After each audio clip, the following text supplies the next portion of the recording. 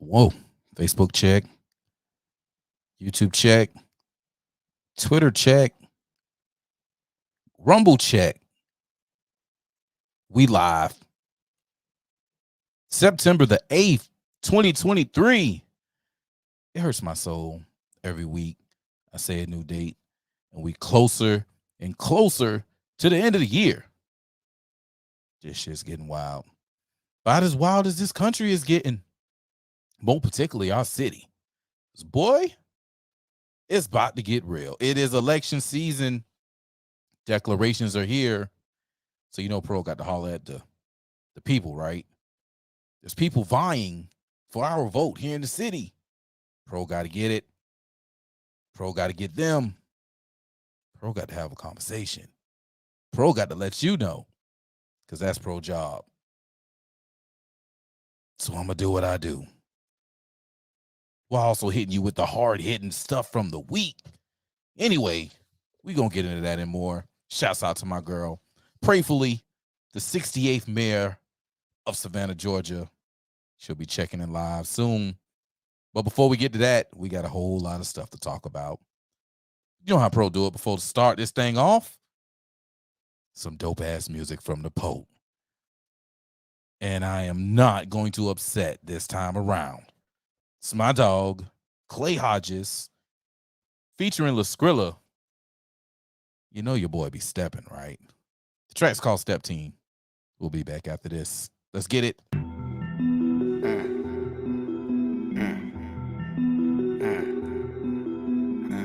Hit that like button, share, subscribe.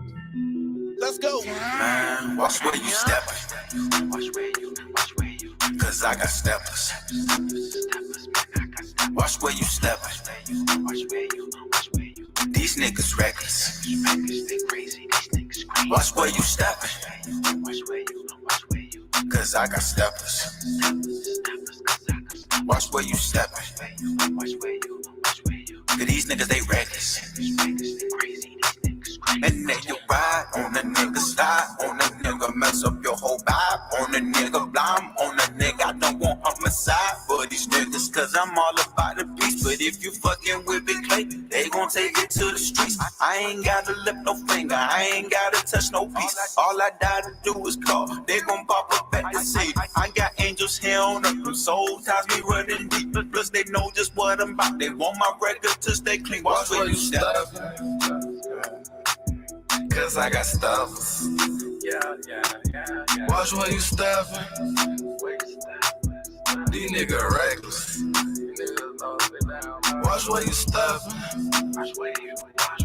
Cause I got stuffers. Watch where you steppin'. These niggas reckless. Yeah. Watch where you steppin'. I'm with a convicted felons. All of us got a weapon. Freeway out of courageous. I keep that pull for protection. I got them hoes in my section. I got a deal collection. Clay the one, I'm the one. We 11. Play with Clay, then we steppin'. Hella heaven, pick a reverend. Open trap on 37. I pull up sideways. These tire marks in the driveway. I get that check like it's Friday. Sober steppers, crime pay. 20K die today. Gird off in the eye day. Soon as I park, I'm leaving my mark. I'm a big dog, I bite, don't bark. Shining the day, grinding the dog. I put that thought, she got a shot. She run her mouth, she getting shot. Run from the police, I ain't getting caught. Wiping his nose like it's some snot. You ain't stepping, don't speak with me, have some decency. Rap don't work, then we in the streets. We could run it up illegally. I'm back, bitch, with a bad bitch, with her titties done and her ass dead. Have her screaming like my ad libs, and she kills. She mad. Man, look, I like little booties, they can dance still. We stepping on them, this a dance here. I said we stepping on them like the band did. Draw a mission, leave you land still. Watch where you stepping. Watch where you. Cause I got stuffers. Watch where you steppin'. These niggas reckless. Watch where you steppin'. Cause I got stuffers. Watch where you steppin'. These niggas reckless.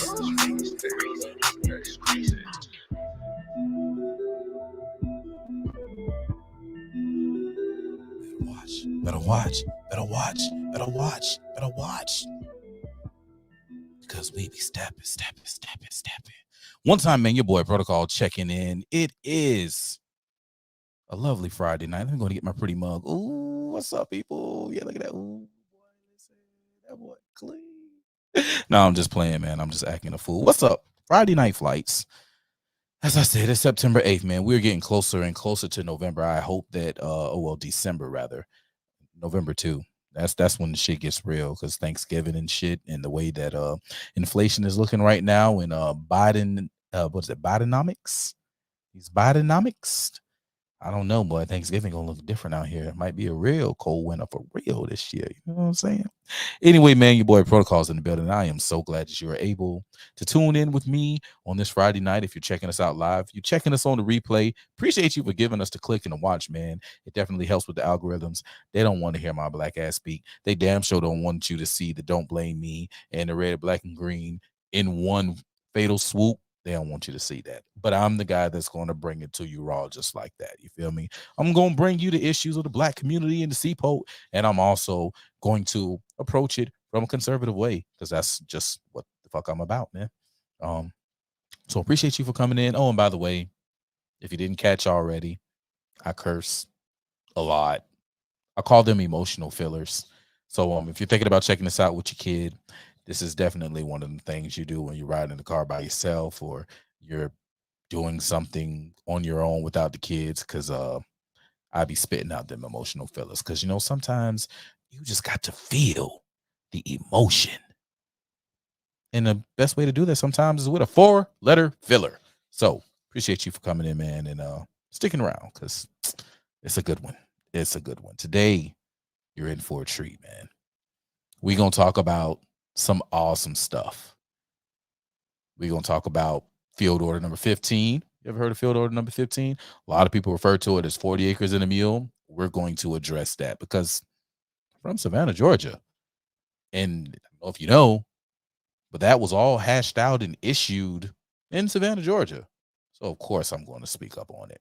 We're also going to talk about, speaking of 40 acres and a mule, we're going to talk about these immigrants that's coming in here because, they basically getting the reparations that we should be getting here in the country, right? The immigrants is getting all that. They taking care of them immigrants. That shit ain't cool. We're going to talk about it so much to the point that Eric Adams in New York has finally had enough. So we're going to address it so they don't bring that foolishness here to Savannah because I got a feeling that we got somebody in power that may just try. But you know what? We're going to shorten his reign. We're going to shorten his reign because my guest tonight is vying to remove him from his seat. That's right. The current post-1 Alderwoman at large, Kesha Gibson Carter, will be live in studio with your boy. And we're going to be talking about a few things. We're going to be talking about the city. We're going to be talking about her historic campaign and being alderwoman at large. How was that? Her first 3, almost 4 years in public service as a city official. Find out some good things, find out some bad things. Find out what it is that she has in store for us when she becomes the 68th mayor of the city of Savannah. And hopefully we'll get some questions from you guys in the chat and you want to pick some brains and find out what's going on. So yeah, Madam Kesha Gibson Carter will be in studio with us. So we'll talk to her soon. What else we got going on? Oh man. Speaking of my girl, there's a video that was put out by her and a couple of other alderwomen, and it seemed to set the city on fire. For 2 reasons. One reason being they addressed Black people how they should have been addressed a long time ago. A way that I've been addressing them for a long time. You guys are in the majority of the city. We've had Black police chiefs, Black mayors. We got a historic 7, count them, 1, 2, 3, 4, 5, 6, 7 out of 9 Black city officials on the current city council. We've had a Black city manager, Black police chief, a Black superintendent, Black president of the school board. And yet, what do we have to show for it in Savannah? What industries do we own? We have a HBCU, historically Black college and university. right here, the oldest one in the state of Georgia, right here in Savannah. What do we have the proof for when it comes to these industries? What do we have the proof for when it comes to home ownership and these businesses that are owned and getting the bulk of the contracts and actually representing the face of Savannah businesses? How many of them are black? So the black folk, they felt some type of way. But what was interesting was the reply and the commentary from local Republicans. Now, not people who sit on the current Republican board, but people who I know that vote Republican, people who I know that vote conservative, people who I know to be red. Their responses to this was crazy. So we're going to get into that because I don't see how you can say the same verbiage and push, but when your opponent says the same thing and try to address the problem to make it better, it's, oh my gosh, you're racist. I don't understand it. I do not understand it for the life of me. So we're going to talk about that. Mask mandates are back. At least they're trying to bring them back. I'm team don't comply. I'd advise you not to comply. Okay? Because they're just trying out their tyranny. And obviously it didn't work because COVID is still here and spreading. We're going to talk about that. And then we got a few other local things we need to talk about, like the OG from Savannah High who's stepping down and stepping up into a bigger position. And Auntie Jackie is in the slammer? Oh, Lord. Oh, Lord. And some of y'all going to be joining them. Because y'all had some fun in 2020. And I seen a lot of posts that was saying, hey, when they lock us back down for COVID, oh, man, I'm going to do that. I'm going to do, oh, okay. Huh. Gonna learn today. Gonna learn today. Let's go ahead and get into this, y'all. Ladies and gentlemen, welcome on board Friday Night Flights with services covering everything you knew and might have missed. We're clear for takeoff and we're expected to be in the air in a moment's time. I'm gonna ask you to please fasten your seatbelts at this time, secure all baggage underneath your seat or in the overhead compartment. We also ask that you take your seats and put your trays up in the upright position for takeoff. Please make sure that all personal electronic devices, including laptops and cell phones, are fully charged or attached to the charger. Smoking is definitely allowed and highly encouraged during this flight, as well as drinks. Thank you for choosing Real Ninja Airlines. Hope you enjoy your flight. All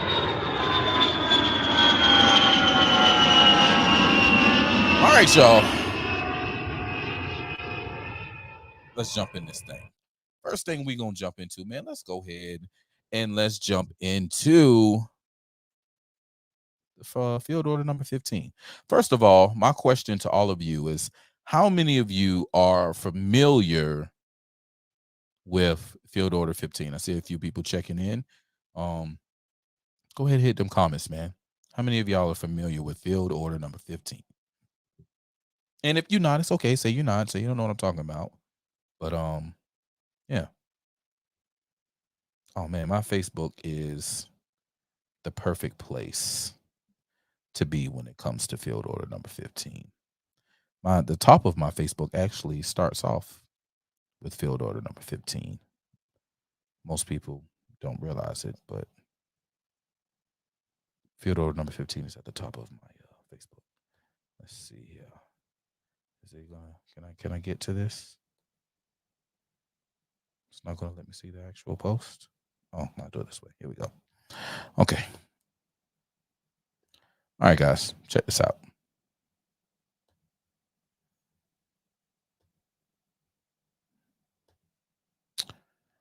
Put this up on my Facebook page yesterday, 11:30 a.m. On January 16, 1865, during the Civil War from 1861 to 1865, Union General William T. Sherman, Sherman's March to the Ocean, issued his Special Field Order number 15, which confiscated as Union property a strip of coastline stretching from Charleston, South Carolina to the St. Johns River in Florida, including Georgia's Sea Islands and the mainland 30 miles in from the coast. The order redistributed the roughly 400,000 acres of land to newly freed Black families in 40-acre segments.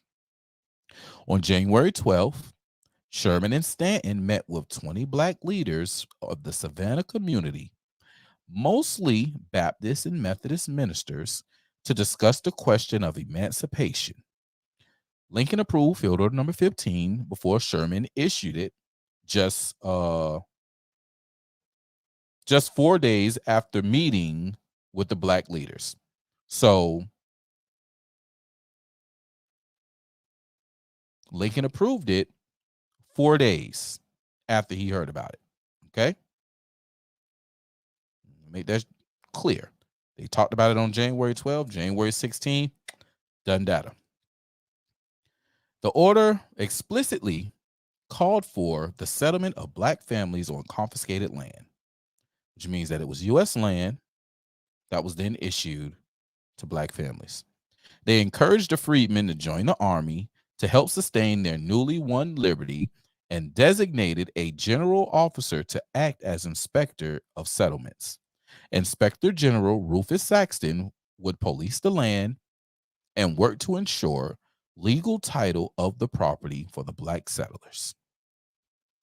This lifted a burden of supporting the freed people from Sherman's army as it turned north into South Carolina.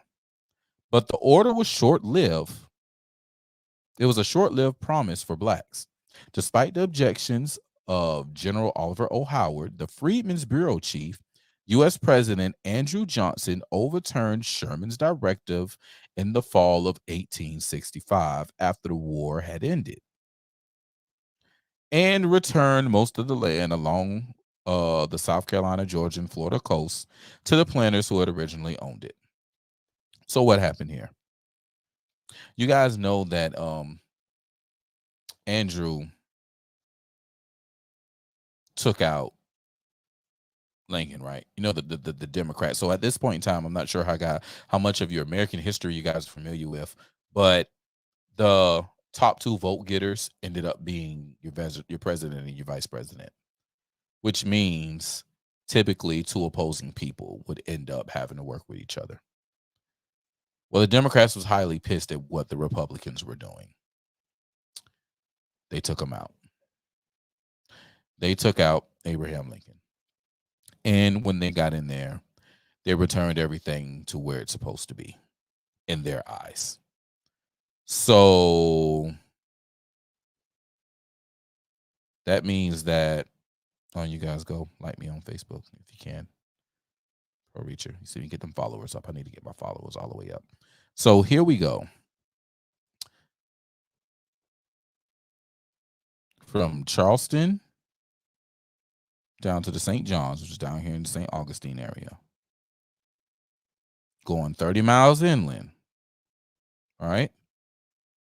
That's all supposed to be Black land. All this is supposed to be Black land.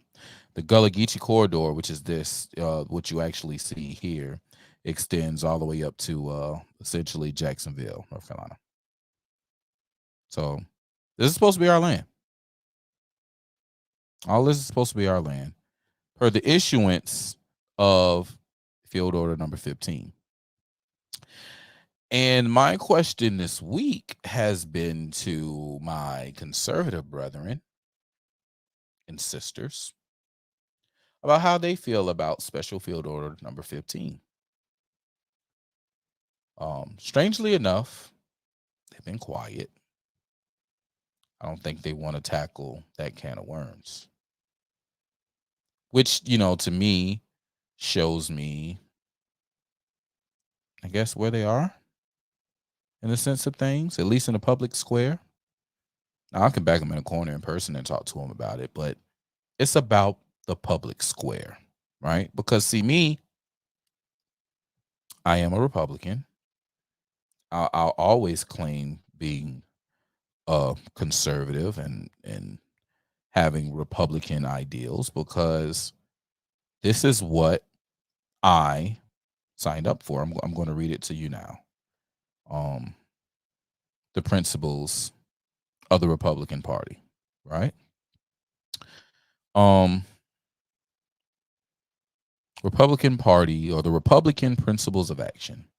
Political parties are coalitions of people with different interests and personalities united around ideas, in this case, a party platform, which I will get into after this, and party candidates. Political parties work when people with differing interests and personalities cooperate in uniting behind ideas and candidates.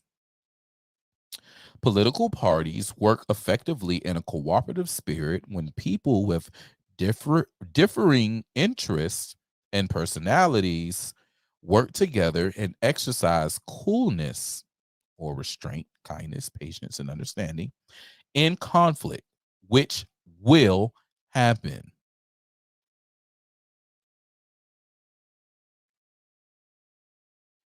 We link up on a particular set of ideas. We're united around ideas. In this case, a party platform. A party platform that is guided by good government being based upon the individual and each person's ability, dignity, and freedom, which must be respected. The proper function of government is to do for the people only those things that cannot be done by individuals. When the government must act, it should do so at the level closest to those whose needs it addresses. We shouldn't be governing Savannah from DC. Savannah is to be governed from Savannah. Chatham should be governed by Chatham. You understand? Those closest to those being affected. The free enterprise system has given this nation a way of life second to none. We believe in free enterprise. We believe in capitalism. Government taxation and regulation should be held in check. You shouldn't be taxing me just because you can tax me. You shouldn't be regulating me just so you could regulate me and tax me even more. That's not what we stand for in the Republican Party. Government waste and overspending must be eliminated. Who can disagree with overspending and governmental waste being eliminated? Who can disagree with that? The U.S. Congress must reduce the national debt. Who disagrees with that? Job creation should be encouraged through economic policy that stimulates the private sector. Who disagree? Private sector is private business owners. Me, friends who we know out here with lawn care services and tattoo parlors and daycares. That's private sector. We want things to be easy for the private sector. That allows the free enterprise system to continuously flow and move, to continuously make this nation better, because this nation is built and thrives off of small businesses. Now, in recent times, we have been shrinking it to big business, but what is it getting us? What is it getting us? The cost of federal and state mandates may not be passed on to the local level.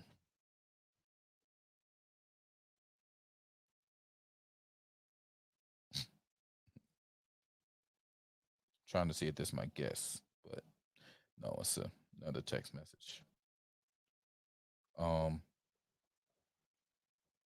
So yeah, the cost of federal and state mandates may not be passed on to the local level. So when federal and state people mandate certain things, that the price should not be passed down to us, and we get charged on it on the local level. That just should not be happening. The genius of our American system stems from the Constitution, and we will stand and we will protect the Constitution, because the Constitution is the bedrock of this nation. It is the law of the land, and it extends to everyone. I hate when I hear people say, "Oh, black folk was only 3/5 of a person or 2/3 or whatever." Like, no, that is not that. Understand, they were not. See, this nation truly was built on class and status. You was either a freeman, right? That's why we moved to be free men, or were already free mans or free womans, able to have control of our status and own property. 12 years a slave, perfect example.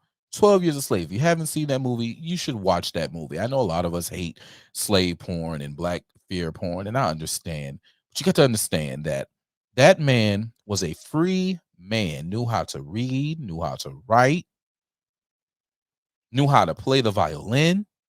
A free man who was snatched up and thrown into slavery and was a slave for 12 years of his adult life after being a free man.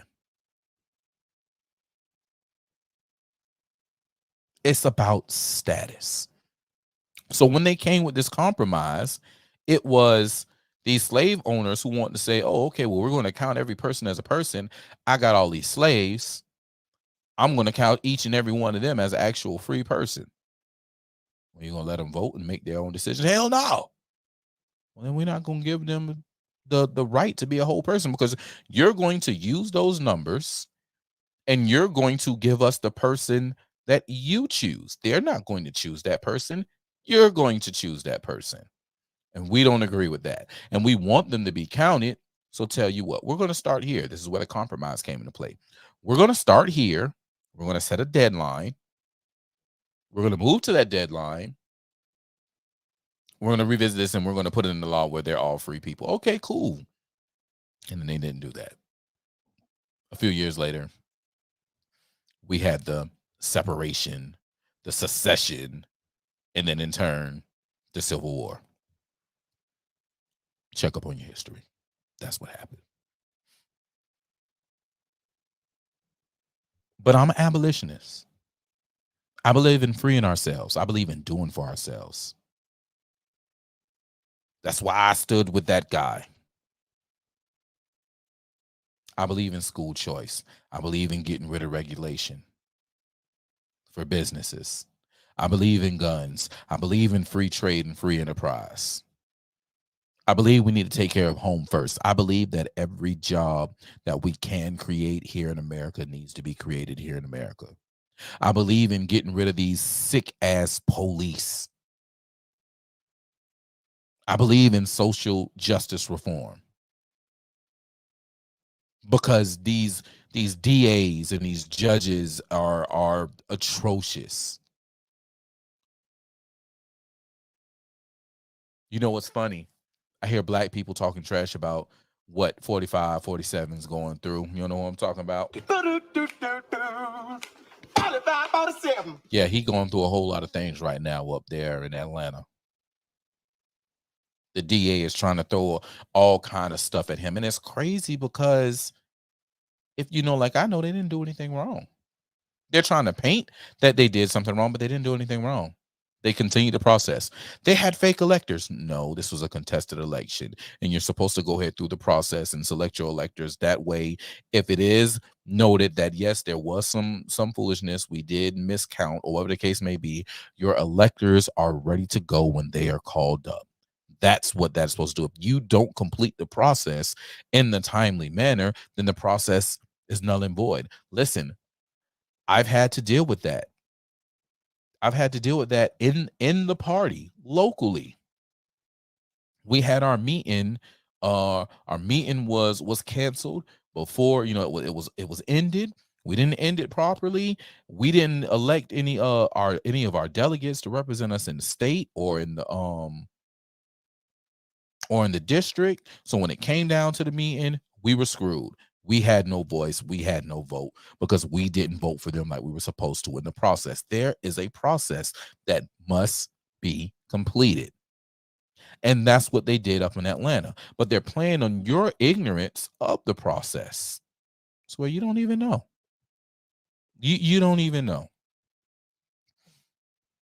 So that's a problem.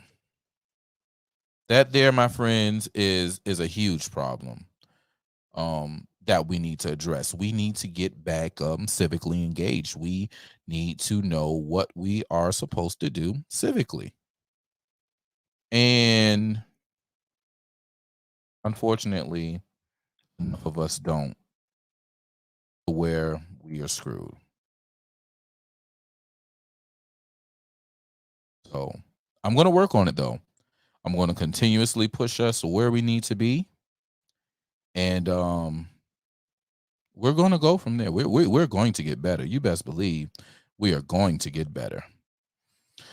Oh, man. All right. I got to find this whole video.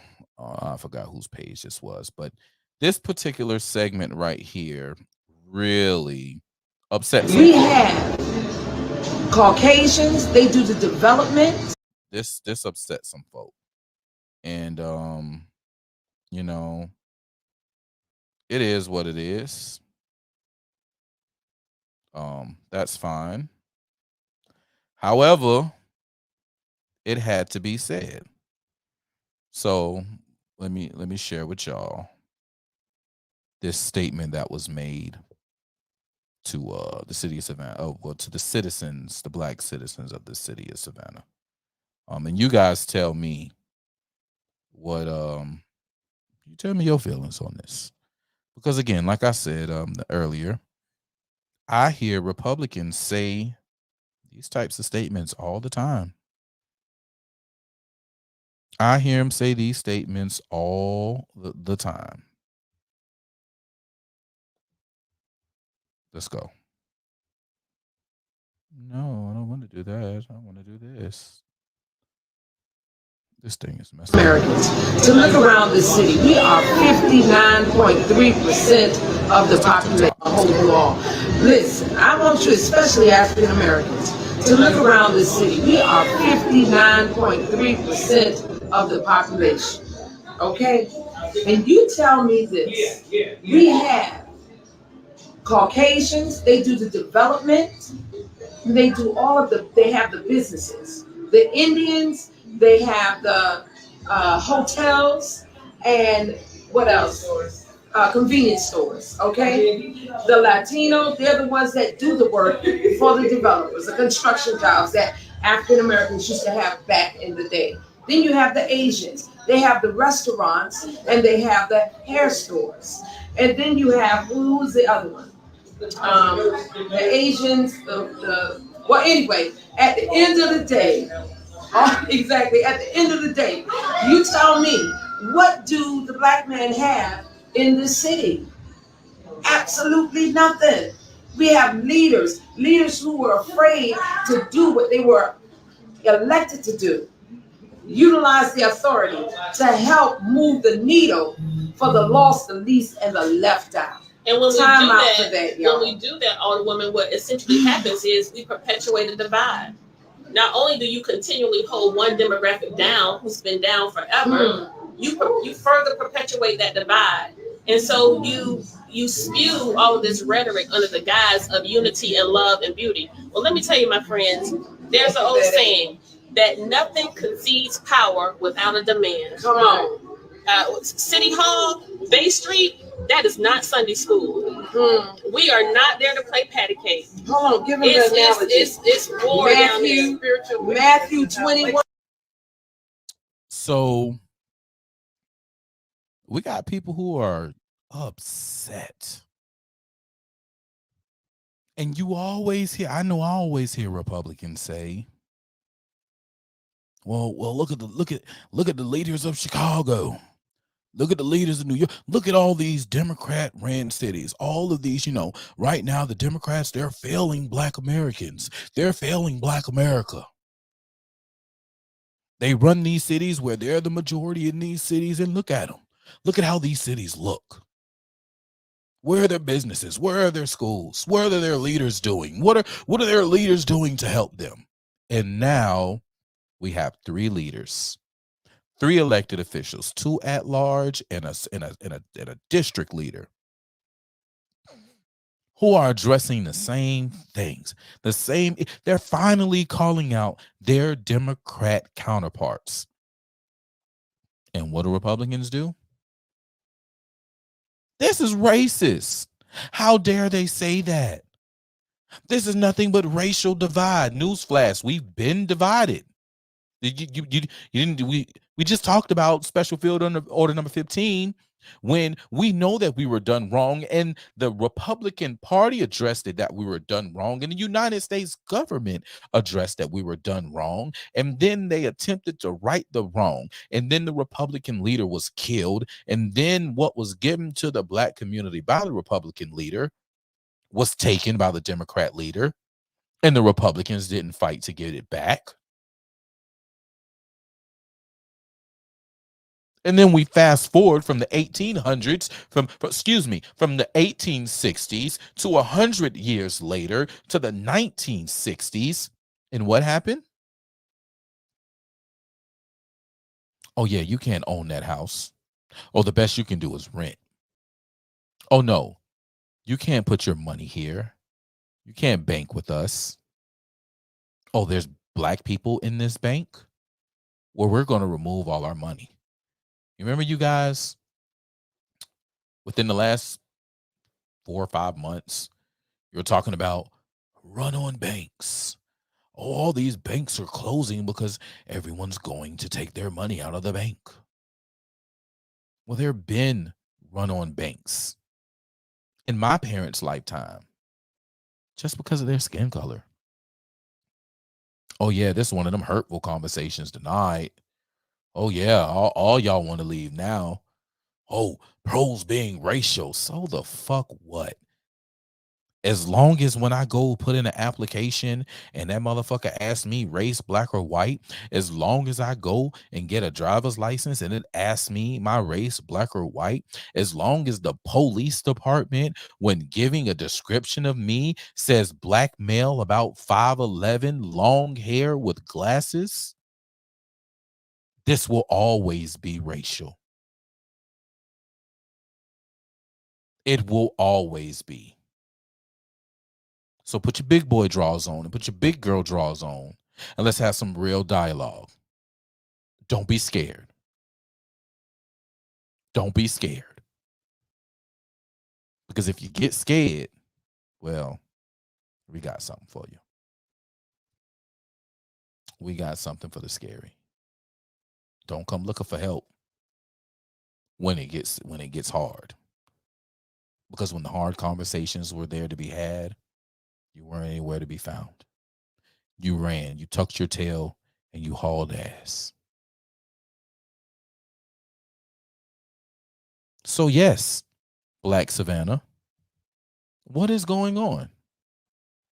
Where are you, Black leaders? Why do our schools look the way they do? Where are our parents? Why aren't our parents leading in the schools? Why are they not members of the PTA?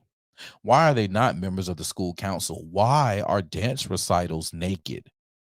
Why are our FBLA events naked? Why are our student award ceremonies naked? Band recitals naked? I was talking to a friend. Who's running for office in the city of Savannah. And we were talking about the disconnect between the school system, city hall, and just essentially all the governing bodies of our area. There is no way that Savannah can be anything amazing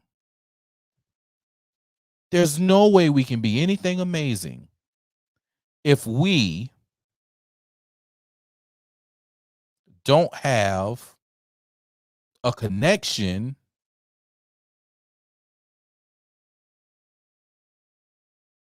amongst each other. If we're not talking across the municipalities, how can we? There is no way that we can move forward as a city, as a community, if our leaders aren't moving together on a plan. If the city officials aren't talking to the county officials at the same time they're talking to the school board officials, there is no way that we can properly move forward. We have got to come together. Savannah, Chatham County ain't but so big. And we are growing. Let me just go ahead and say that. We are growing leaps and bounds. We are bursting at the seams. And we're spreading out in the neighboring counties. We have got to contain home. Right now, people are losing their homes left and right. Excuse me, y'all. Left and right, they're losing their homes to people who are moving in from out of town. New Yorkers, Californians, these liberals, if you pay attention, they all got Biden, Harris, and rainbow and Ukraine flags. Y'all tried to put the gentrification and the forced displacement on the Republicans. No. These y'all peoples. These are Biden Harris signs in the front yard. These are blue people who are making it hard for you to live where you've been living all your life.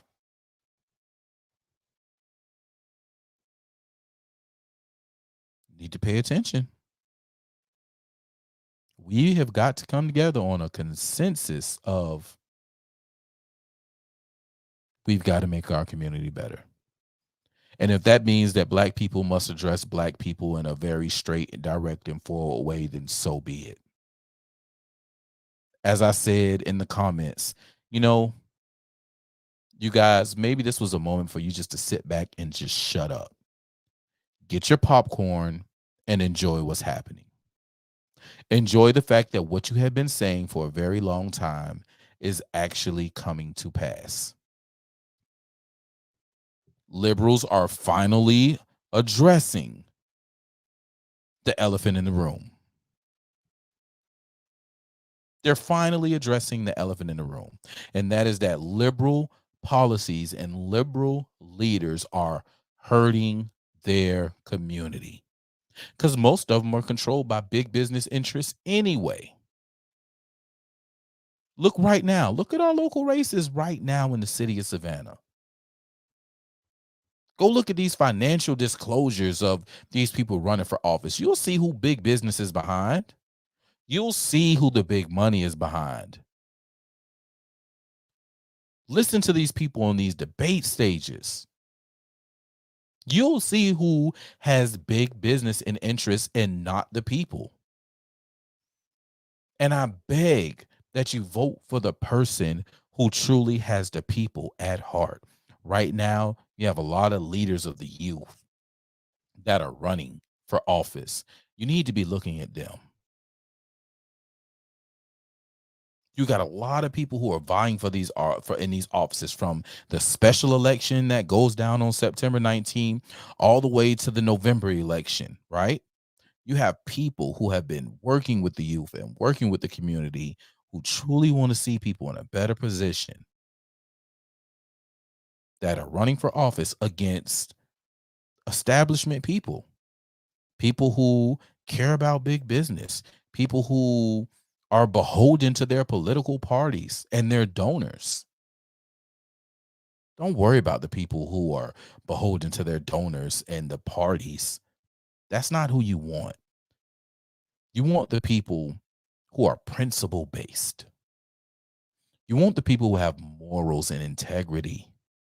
You want the people who are amenable, as the Georgia Constitution states. They are servants of the people and shall always remain amenable to the people. That's who you want. Someone who's addressable, someone who's going to hear your grievance and they're going to voice it and not be scared. Someone who's going to stand up to you and say, you know what?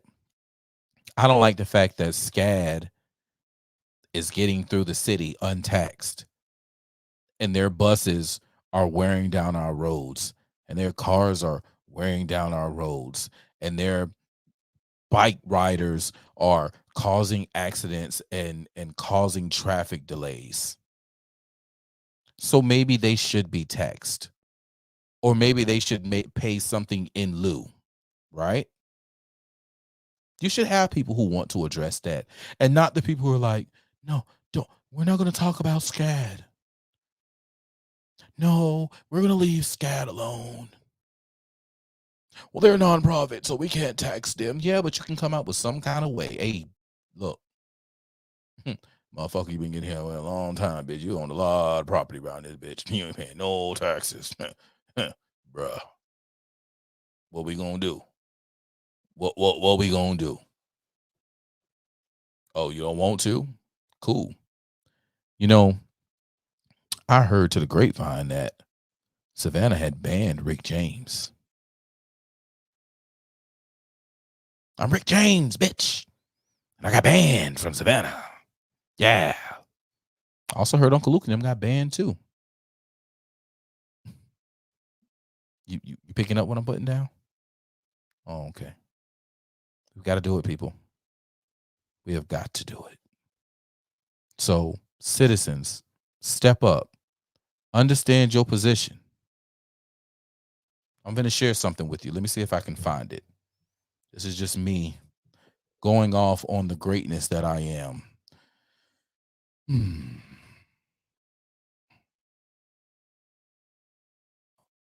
so fly.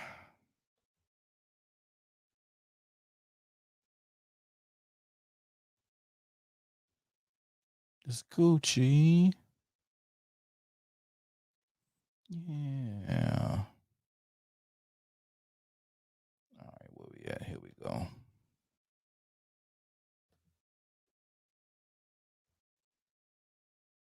What are you doing, baby?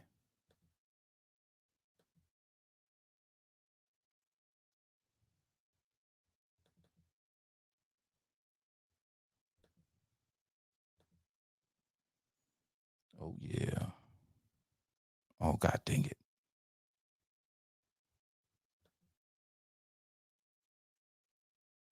They deleted that one.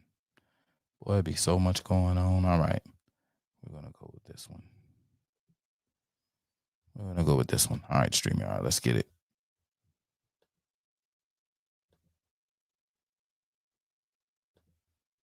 And we're off. All right, guys. This right here is the organization chart for the city of Savannah. Y'all see who sits right there at the top? That's the citizens. The citizens sit at the top. And then it's the mayor and aldermen. And then it goes down and it breaks off the three from the mayor and aldermen. It's legal, it's city manager, and it's clerk of council. All right. And then it branches off under the city manager. There's public information office, there's the auditing, and there's finance. Branching off from the city manager, it goes off the information and technology bureau, the public facilities and events and services bureau, the police bureau, and then fire emergency services bureau. Okay. And then it goes down. You got the assistant city manager, administrative and community services, and assistant city manager, utilities, development, and construction services. And then it goes down and talks about the sanitation bureau, which breaks off from the city manager's utility development and the public works. And then over on the administrative and community service side of the assistant city manager, you have the management service bureau, and then you have the community and economic development bureau. All right. But at the top, at the tippy top, the tippy top, the citizens run this city. The voters, the citizens sit on the top of the chart. And it's the same way with the Chatham County. It's the same way Savannah Chatham County Public School System. All of their organization charts, the citizens sit on top. What are we doing, y'all? We've got to regain our control. We got to take our power back. That is what we must do. Let's see. We're a few minutes away from our guests jumping in. Let's see what we got over here in this carry-on bag that we can talk about, man. Shouts out to everybody who's watching. Make sure you hit that like button. Share this here stream. It's going to get good in this next hour as our guests will be in here with us. We're going to address some things that's going on in the city, as well as this historic race that she is mounting up. All right, guys, let's see. Going on over here to our carry-on bag. What we got in this here carry-on bag?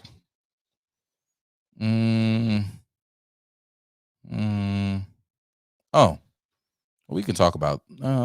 So there's an article. Let's open this article up right quick. Right, so we were on the talk of reparations and stuff.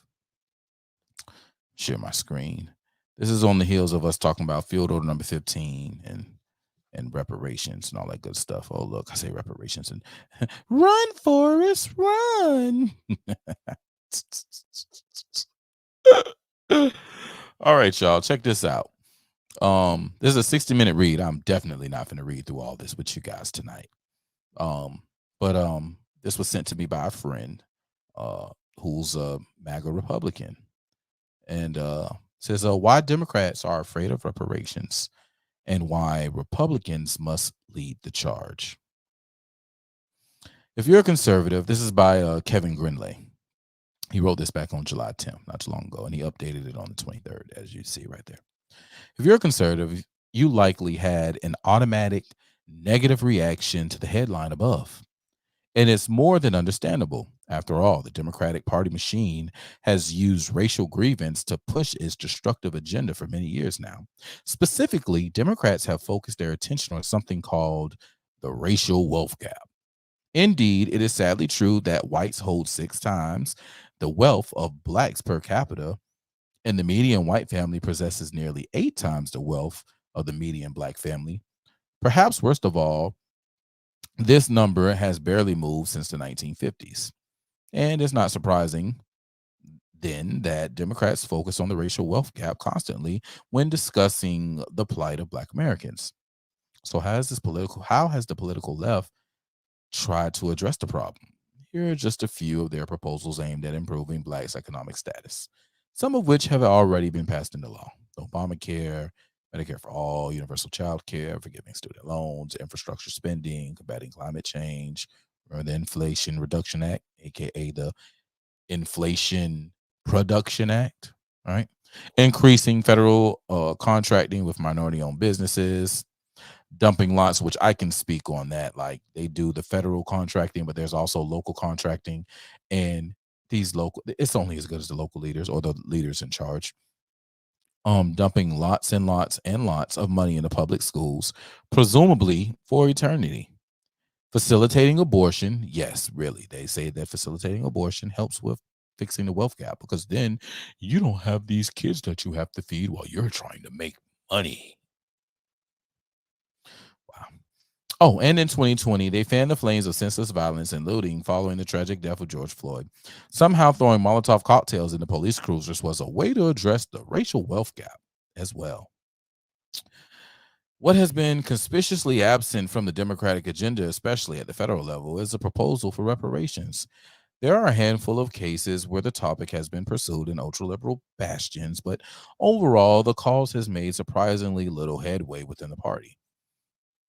Michigan Representative John Conyers first introduced a congressional bill to examine reparations, known as HB 40, back in 1989, which happened right after the Japanese were issued their reparations. Just so you know. If you didn't know the Japanese got reparations, you need to go and you need to do your research on that. Okay, this came in 89 and continued to sponsor the bill year after year until his death in 2017. Since that time, Texas Representative Sheila Jackson Lee has served as the bill's lead sponsor in the House. So you got these what they call themselves, the Democratic Caucus, cockheads. They're the ones who are supposedly spearheading this, but aren't really doing much. In fact, let me see. Yet to this day, the bill has never been granted a floor vote, not even when Nancy Pelosi held the gavel with a Democratic majority. And keep in mind, HB 40 wouldn't even put reparations into effect. It would simply create a commission to the study. You know why they won't study it, right? I think we talked about it earlier. Field Order number 15. Who got rid of 40 acres in a meal? In fact, Democrats have had ample opportunity to pass reparations legislation in recent memory. Barack Obama and Joe Biden each enjoyed majorities in both houses of Congress for 2 years during their presidencies. Even if Republicans had tried to obstruct by filibustering it, wouldn't have mattered. That's because reparations would impact federal spending. And so the budget reconciliation process could have been used to bypass the filibuster and pass the bill. In addition, for several months of Obama's first term, the Democratic Senate majority was so great that the filibuster wasn't even available to Republicans as a blocking tool. Democrats had the 60 vote necessary to pass legislation like that. On top of all of that, either Obama or Biden could have unilaterally created a commission to study reparations at any time using their executive power. They simply chose not to. The obvious question is why? Why have Democrats in our federal government failed to take advantage of the simplest, most direct way to address the racial wealth gap that they talk about so much? Well, go straight to the source. When asked about reparations in 08, Obama demurred, warning that awarding reparations would be an excuse for some way we paid our debt for slavery and Jim Crow. He expressed concern that Americans would be unwilling to get on board with the much hard work of discrimination initiatives and investigating in education and job programs. Dumb motherfucker. I'm gonna talk about Obama, but we're gonna have to do an overlay flight because we can't talk about Obama on this particular show. But best believe we gonna do a late night overlay. And on that overlay, we's definitely gonna address this Obama stuff, okay? Okay. Because, man, old Bathhouse Berry. Anyway, y'all, Bernie Sanders has echoed much of Obama's opposition to reparations. Both have also provided the alternative explanation that a reparations program would be too controversial and politically impracticable. It's worth noting here that Sanders campaigned on taxpayer-funded free public college for all and cancellation of all existing student debt. Barack Obama brought us the infamously divisive Affordable Care Act and later directed all U.S. public schools to allow boys in the girls' bathrooms. Clearly, neither worried much about controversy when it came to either of these preferred policies. Other Democrat politicians have simply refused to explain their opposition to reparations. While running for election here in Georgia, Senator Raphael Warnock was asked his thoughts on the topic. Warnock largely ignored the question, choosing instead to explain how other government programs can help the community. I think both of these was my boy. I think both of them was Marcel. Shouts out to Marcel Dixon over there in South Carolina. He's running for Congress. He approached Warnock. I do remember the video of him approaching Warnock about reparations, and he turned around and walked off from him. And he also addressed Stacey Abrams about reparations, and she gave him some old bullshit ass answer and like scampered the fuck away. There was also another young lady who asked Abrams about reparations, and she scampered away. It was crazy. It was pure crazy. But these people, they pander to you, and they're not really open to giving you what they know that you're asking for. Again, Stacey Abrams literally scampered away when asked about reparations in 2022. She later attempted damage control by claiming support for Black reparations in the form of school discipline reform, and marijuana legalization is a form of reparations. We're going to talk about marijuana legalization in a second. Shouts out to Illinois. But it was clear she didn't want to touch the topic of direct payments with a 10-foot pole. Again, bear in mind that Warnock and Abrams are otherwise not considered moderate, consensus-building politicians. The Georgia senator refuses to name any limits on abortion he would support. Stacey Abrams wanted the government to offer college scholarships to undocumented immigrants, and yet both considered a reparations discussion to be off limits. He goes on to say some more.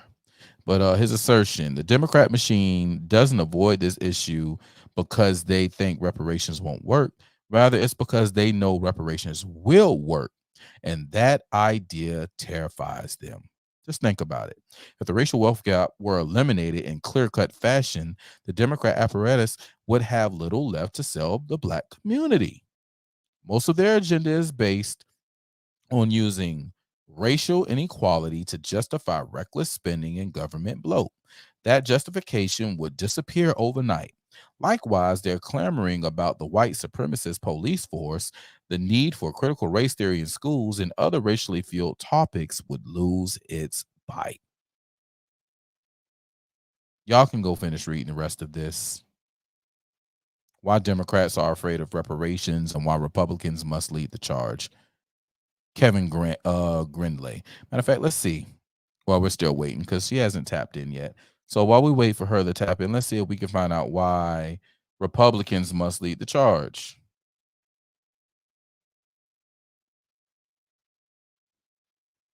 So I'll discuss further down the presence. This presents the GOP with an incredibly rare opportunity. By getting reparations, our party can help America while also achieving immediate electoral dominance. Most importantly, even if I'm wrong and passing reparations legislation provides zero electoral benefit for the Republican Party, it's still absolutely the right thing to do and will fulfill a debt that our country owes. In fact, I truly believe it will bring us together in a way we've never seen before. For the sake of our fellow Americans and our collective future, we Republicans must give the proposal serious consideration as a party. In this piece, I'll provide an overview of the historical justification for reparations. Then I'll address some questions and concerns that Republicans might have. Finally, I'll explain why supporting reparations is more than just an ethical decision. It might be the only realistic option we have to save our country from corrupt elections, globalism, and sociopathic, godless oligarchy. Wait a minute.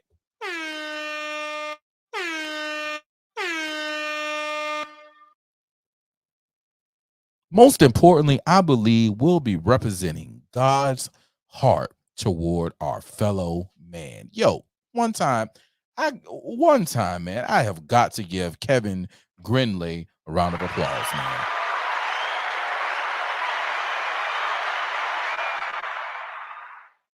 Kevin is a Republican that gets it.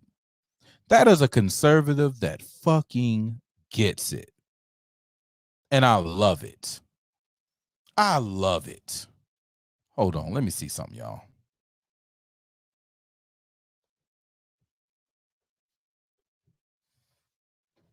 I gotta get what's going on.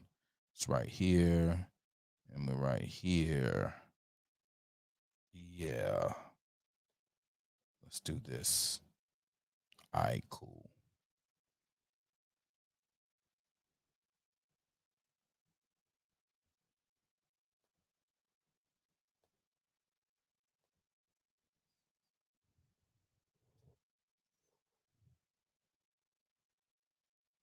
People,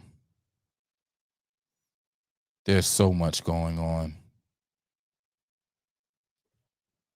There's so much going on. We have to we have to pay attention. We have allies in some of the least likeliest of places.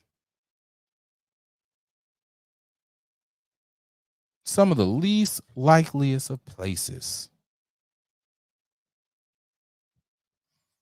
We need to get with them. We need to get with them while we can. And we need to handle business while we can.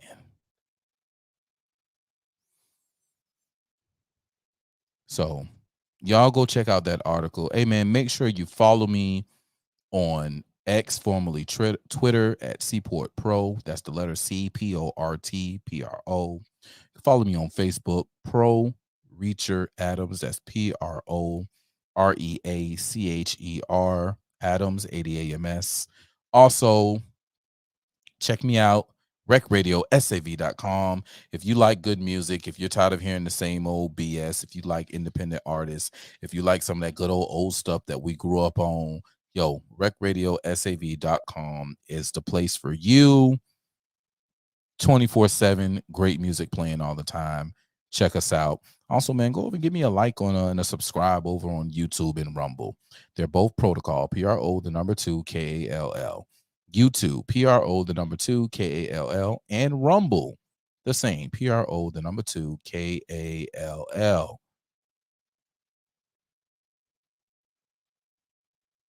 You may have never heard of Rumble before, and that's okay. But it's the future. So go ahead and be a part of the future, man. Jump on Rumble. Give me a like, give me a subscribe, and check out the other videos, man. There are a lot of great content providers over on Rumble, man. Shouts out to my fam. Shouts out to the Hotep fam, man. I love the Hotep fam. Some great people over there. Shouts out to my dog HJ. Shouts out to Cannon, who celebrated his birthday yesterday, and Strong Dad celebrated his birthday yesterday as well. Happy birthday, Cannon and Strong Dad. Shouts out to Goldstein. Shouts out to my dog, the Street Vet, man. Shouts out to Rudy Rush, man. Rudy the Vet. That's my dog, man. I said shouts out to HJ. Shouts out to Uncle Hotep, man. Uncle Hotep, man, you's a funny guy, bro. You's a funny guy, but you wasn't the first black man in a MAGA hat. I was. I just want you to know. Shouts out to my dog in Hawaii, man. Shouts out to my guy, Fresh Mike. That's my dude, man. We're working on something real special for y'all, so y'all stay tuned for that. Pro and Fresh Mike got something real dope for y'all, man. Shouts out to Haram. Shouts out to my dog Emmanuel. Shouts out to Sauce the Prophet, man. Shouts out to K. Shouts out to Kitty, man. Shouts out to the whole Hotep man. Hotep and build, bro. Hotep and fucking build. It's gonna be up to us to save this goddamn country, bro. I'm just saying. Because right now we are damned, and God is not smiling on us as a country.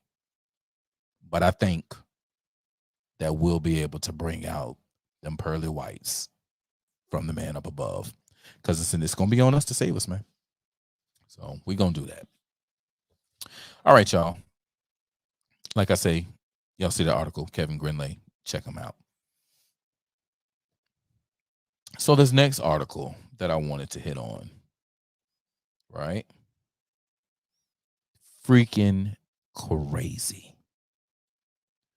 Crazy. There's a concert coming up soon in the state of Illinois. In Illinois, I just want you all to know that this is one thing that I'm jealous for you. I am jealous of you about Illinois. Georgia, we got to get our shit together. All right, guys, from the marijuana moment, we're going to take a moment and talk about some marijuana.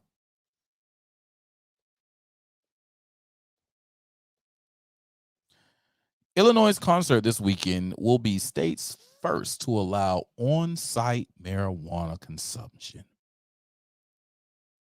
That's right. These boys is about to fire it up. First ever concert to allow open marijuana consumption. Headliners fittingly include cannabis-friendly artist Cypress Hill, Stephen Marley, and Action fucking Brunson, yo. Oh, man. Shouts out to them, bro. Shouts out to them. Got the... All right.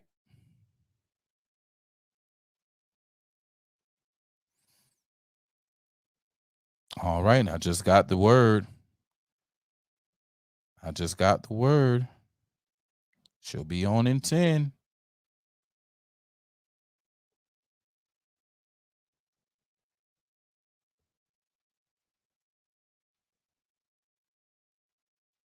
Share the stream. KGC will be here in about 10. Share the stream. She'll be here in 10. All right, y'all. Kicking off Saturday afternoon, the 2-day Miracle and Mundelein Festival will feature complimentary rolling papers, lighters, and grinders, as well as dab bars and rolling stations. Bruh, when is this? This weekend? Oh, man. This is tomorrow? Oh, man.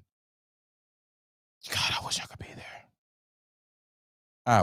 be there. This is going to be awesome. Consuming cannabis will be allowed anywhere inside the 21 plus event. Ooh. While using marijuana outside the perimeter fence is strictly forbidden. Oh, shit. Organizers say it's an opportunity for the cannabis crowd to lead by example. Let's show everyone what a responsible and respectful community we are by adhering to these rules and regulations. The Miracle fucking concert. Wow. The Miracle concert, man. Shouts out to Illinois, man. When I tell you I'm gelling right now, I am gelling right now. I am gelling of Illinois, y'all. We're excited to report that Saturday general admission tickets for the Miracle are over 75% sold out, and Sunday sales are just slightly behind. Wow. I want to know who all is performing, guys. Let's go find out who all is performing at the Miracle concert. Let's find out.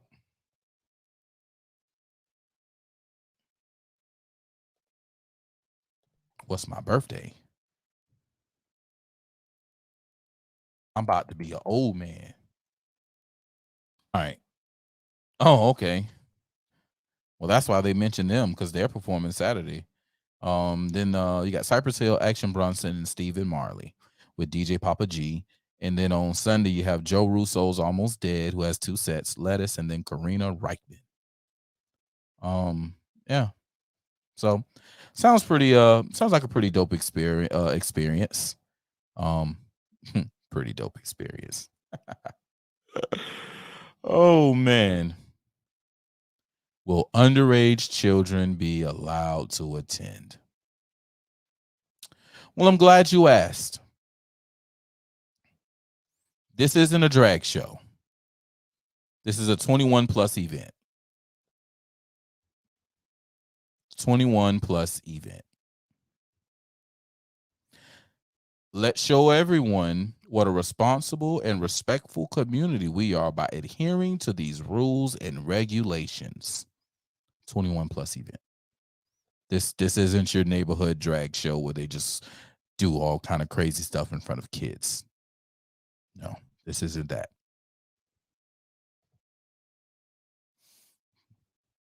Shouts out to Paula Summerlin. That's my girl. Me and Paula. We be on the same side, and then I'll say something. She'll be like, "Hey, I love you, bro, but are you sure?" Yes, I'm damn sure, Paula.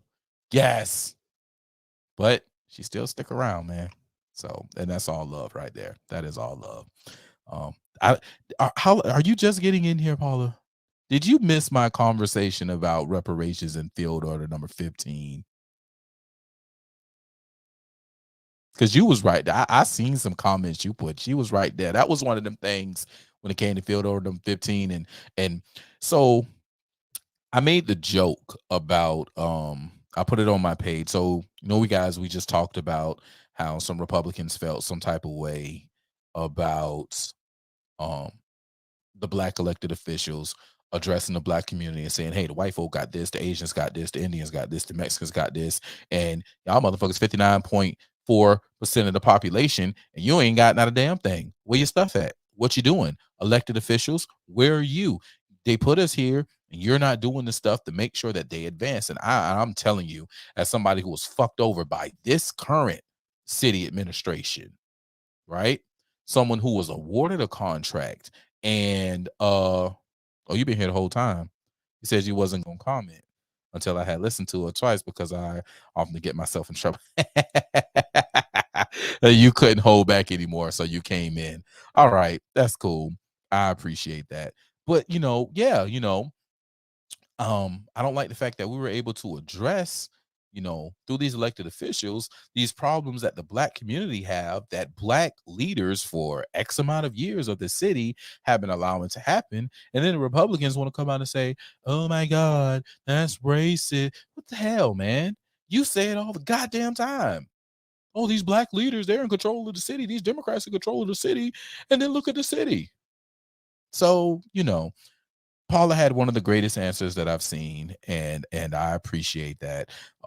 When I was talking about, they were talking about that, so I was like, well, hell, y'all local Republicans say play that funky music, white boy is officially a racist song because you're addressing the fact that the white boy is playing funky music, and because you're addressing him by his skin color, that's not right. So anyway, I'm going to land my plane there. I'm going to land my plane and I'm going to fill up on the taxiway, and I am going to go and pick up a special guest because I have a friend who's checked in the back room, and I believe that she is just as ready as she was 4 years ago to step in the city and do that work as post one Alderwoman at large, and she's even more charged and even more ready to step up to that next position as the 68th mayor of the city of Savannah. I'm claiming it and professing it in the name of my God and my Lord and Savior Jesus Christ, that she will be the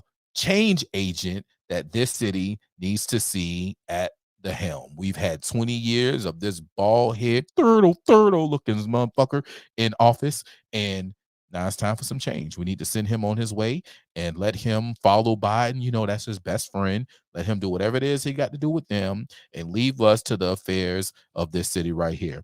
So, number 68, give me a thumbs up. You ready, sweetie? Oh, she ready. It's time to get to it, y'all. I am going to present to you, introduce to some, but reacquaint to others, my friend, my sister, the 68th mayor of the city of Savannah, Georgia. May the Lord be it so, Miss Kesha Gibson Carter. Hello, Savannah. Hello. Hello, Mr. Hey, my lady, how are you? All is well. All is well. Thank you for having me. Absolutely. Thank you for coming. I know you're a very, very busy young lady. So, when you allow me to get this time, I'm going to get it in and get it out as best I can. So I most definitely appreciate you for coming in. But, we always got each other back. Just like anytime I call, you right there. And anytime you call, I damn sure make my best to be right there. Yes, yeah, we appreciate you. Absolutely, man. I appreciate y'all. From day one, I met you on the campaign trail in 2019, and I don't know how it was that we connected, but the connection is there. And I just want to say that, the one thing I appreciate about our relationship is we do not agree on everything. And we do not disagree on everything. But what we do is we respect each other, we listen to each other. And at the end of the day, I recognize as a public servant, I'm here to serve you. And that's what we do first is we listen. We listen first. And from there, you can accomplish anything. Absolutely. And I've seen you put that skill to work on many occasions at the conference table together. And yes. I appreciate that skill. I think that is a skill that is missing from most elected officials, of truly just sitting back, listening, and then compromising and working to a goal, a common end that we all can walk away and agree to. And it doesn't happen that way all the time, but I noticed that you work when you're allowed to work to get there. You do that in the greatest fashion that I've ever witnessed. And I must commend you on that and say that I appreciate that. And that's the head that we need at the head of this city. Yes, sir. It's not easy, but it's definitely necessary for a time such as this. Absolutely, which is some very, very, very rough times. And I know we're going to have you on a little limited time, and we're going to hit on something else. So we're going to go ahead and get into a few of these questions that we can go ahead and knock out. And then I heard something earlier, and I want to get your take on that, because it caught me crazy when I heard this. Talking about the taxes and some things that have been happening in neighborhood meetings. So we're gonna hit on that in a second. It's real funny, and I think the people need to hear this. But Okay. first, man, so you've got 3 years, almost 4 years down Mhm. as your first term as a city official, right? As an elected official on a large spread campaign. Man, what's been your greatest joy? Like, how's this experience been for you? Well, it's twofold. Twofold. I I enjoy and love people immensely.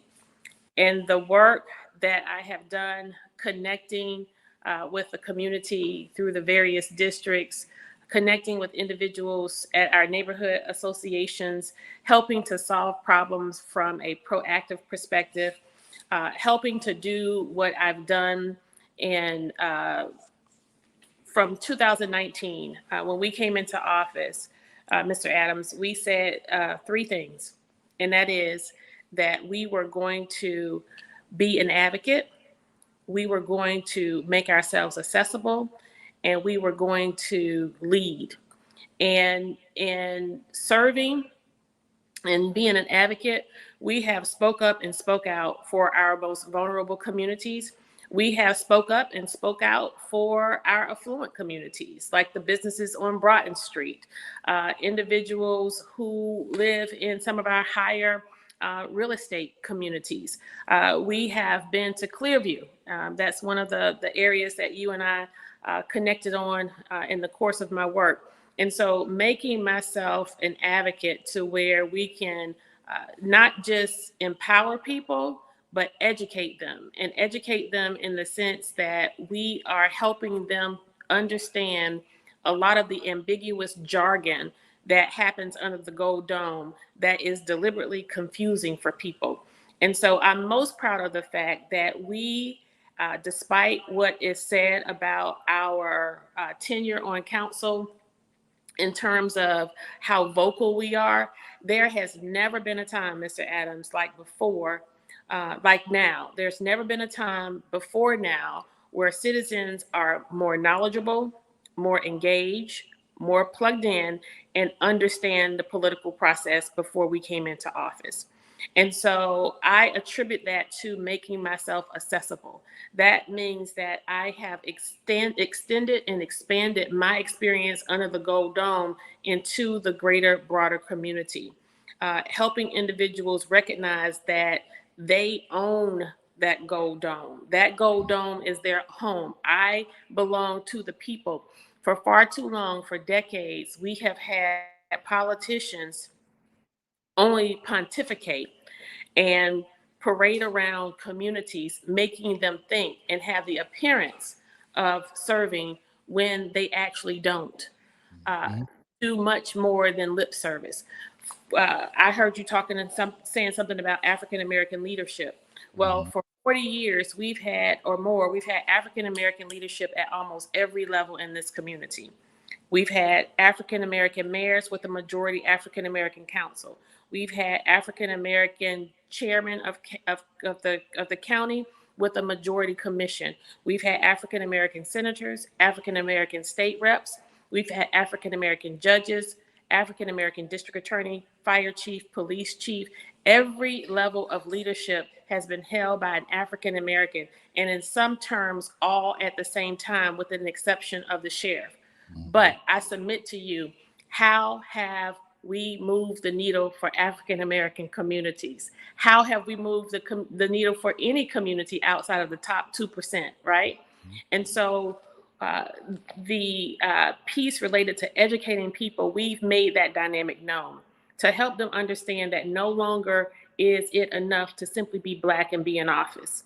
Right. You now have to demonstrate your representation with your output, with policy.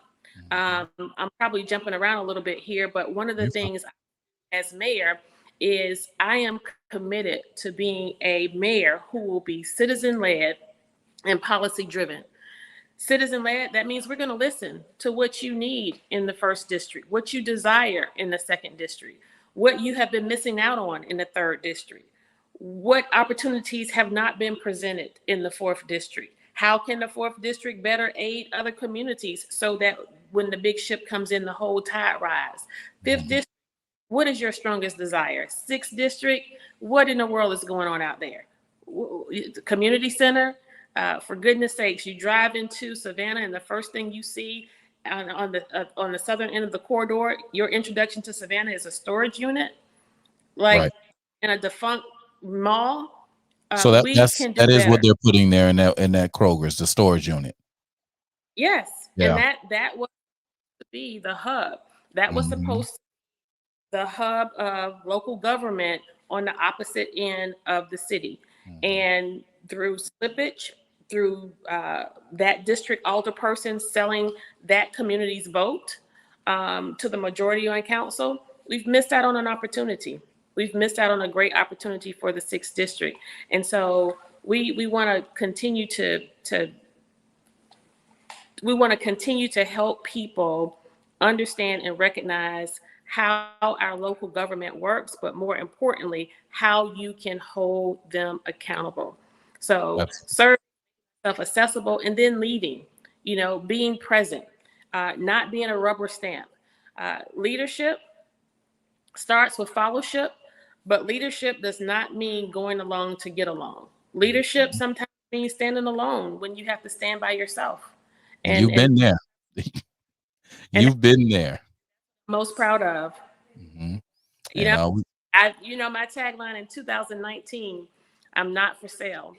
And as a result of not being for sale and not selling out, I've had to suffer a little bit, in large part because we have the messiness and the madness of the media that serves as a PR firm or a marketing campaign, if you will, for the establishment and for this current year.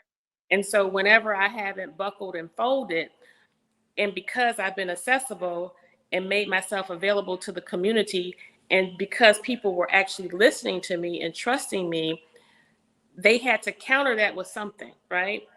So you had to make me look like this crazy woman, make me look like I don't know what I'm talking about, and turn the tide. But the beauty and the benefit, Mr. Adams, of where I am today, and it's why I'm just ascribed to putting my name on the ballot and let the chips fall where they may. You know why?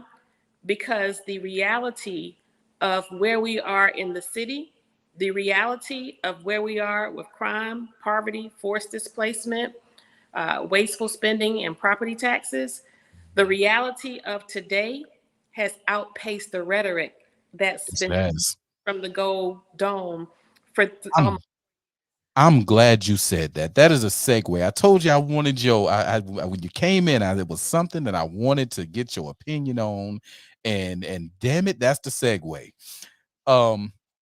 We have these people. We've had the 5th district alderperson and the mayor, 2 separate occasions in meetings, go and tell the people, don't believe the lies, your taxes not going up. Don't believe the lies, your taxes ain't going up.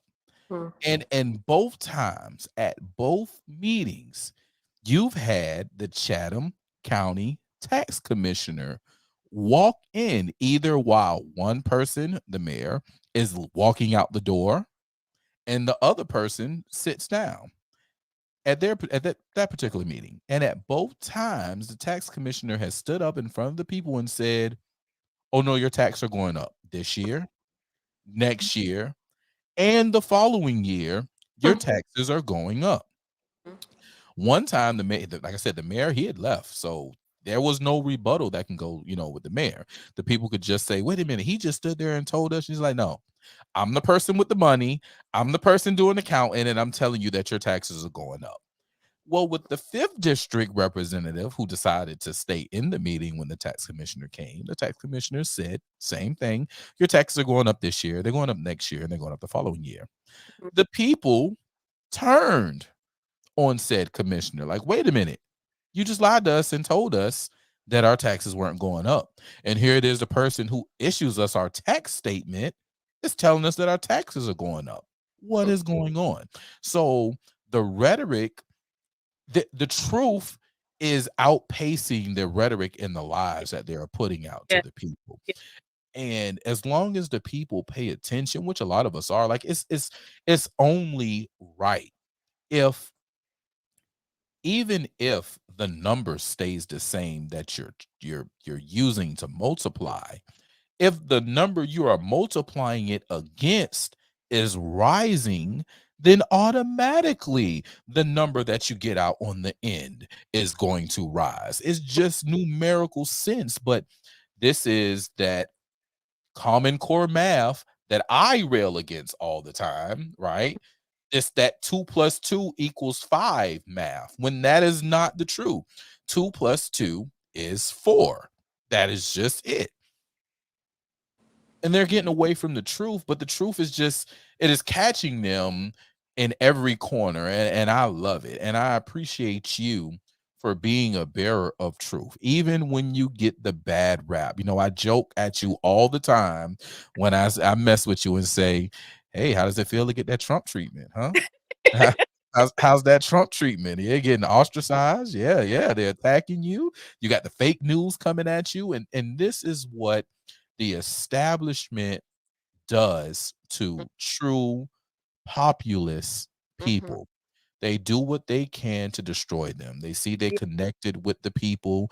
They try to sever their ties with the people and break them apart. And you have been standing tall, and you have been carrying it gracefully. And I am so proud to call you my Alderwoman, and to stand and say, yes, this is to be my mayor. And those who know me, my uncle was the first Black mayor of this city. Oh, I have Floyd been Adams. around Floyd Adams. That right. That's I have been around for a while when it comes to politics in this city. I've never liked the 1st district turned mayor guy. Um, just didn't agree with my soul. But in dealing with you and doing business and being around you, you are fit. From what I know of that position, from what I know of the leadership, you are more than capable, and fit to do that job. And I appreciate you for standing on your square. I appreciate you for letting it be known, hey, they're stealing money. Hey, they're misappropriating money. Hey, this doesn't look right. Why is this contract going this way? Why? I appreciate that, because you are making the people aware. And that's why they attack you. Why do you think that? Why do you think there hasn't been any appreciation by the media? Because when you say those things, when you give the highlights that you just gave, the first thing I think about is a subsequent media moment where I was essentially clickbait with a negative headline or a negative connotation. And some could argue that it's because of how I said what I said, but I don't know. Unfortunately, I wish I did know another language, but English is the only one I know. Right? And I haven't spoken any other language outside of English, right? I haven't used any expletives in the course of my doing work as Alderwoman at Large. And we consistently are criticized and ridiculed for the truth. But what I found, Mr. Adams, is that, and I asked you a question and I'm about to answer it for you, is that we have a situation where we have media affiliates who are motivated to provide cover as Mm-hmm. opposed to coverage. Mm-hmm. In 2020, our second meeting, I believe it was, when I asked for a forensics audit, everybody now know why we needed a forensics audit in 2020, right? Mm-hmm. Mm-hmm. And that was taken out of context, and you would have thought I asked for the arms of every person in the budget department, when I was essentially just calling for transparency in government, making sure we were being good fiscal stewards of what we were inheriting, but also that we knew what we were inheriting.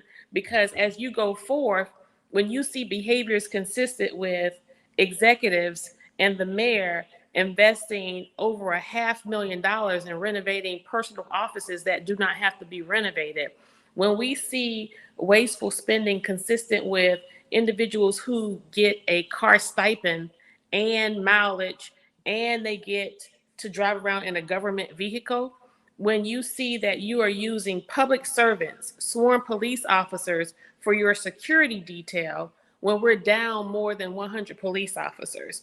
So it's that type of transparency, it's that type of accountability that we have been calling out and just calling for us to be better government. Because you can't tell me that we don't have resources to render aid to individuals who find themselves in challenging and difficult situations. You can't tell me that they can't have speed mitigation devices in the 3rd district, or they can't have the park that they desire over in Can Park, or we can't provide sidewalks and speed tables in Cloverdale, or we don't have enough funds for to establish a police department that they do not have out in the Highlands community.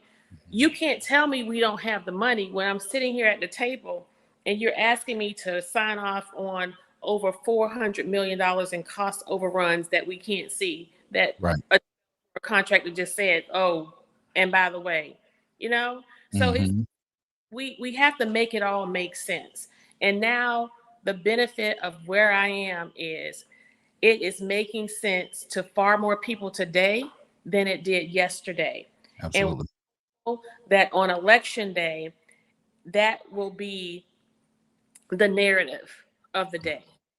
And that's what it should be. So many people get caught up in other things, and it's crazy. And I do. I mean, hell, look behind me. Don't blame me. I voted for Trump, and I'm going to always push that on people because, you know, people are crying about the price of gas, the price of food, how hard it is for work, things of that nature. Those weren't my policies that I stood behind, right? I don't want to hear the complaints when those aren't the policies of the people that I voted for and I stood behind.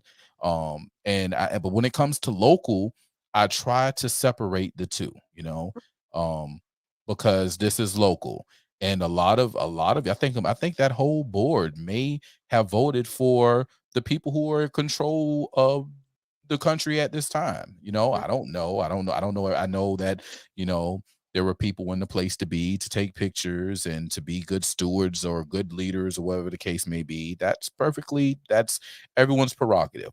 But everyone learns. Everyone goes through some type of learning curve and some type of pickup.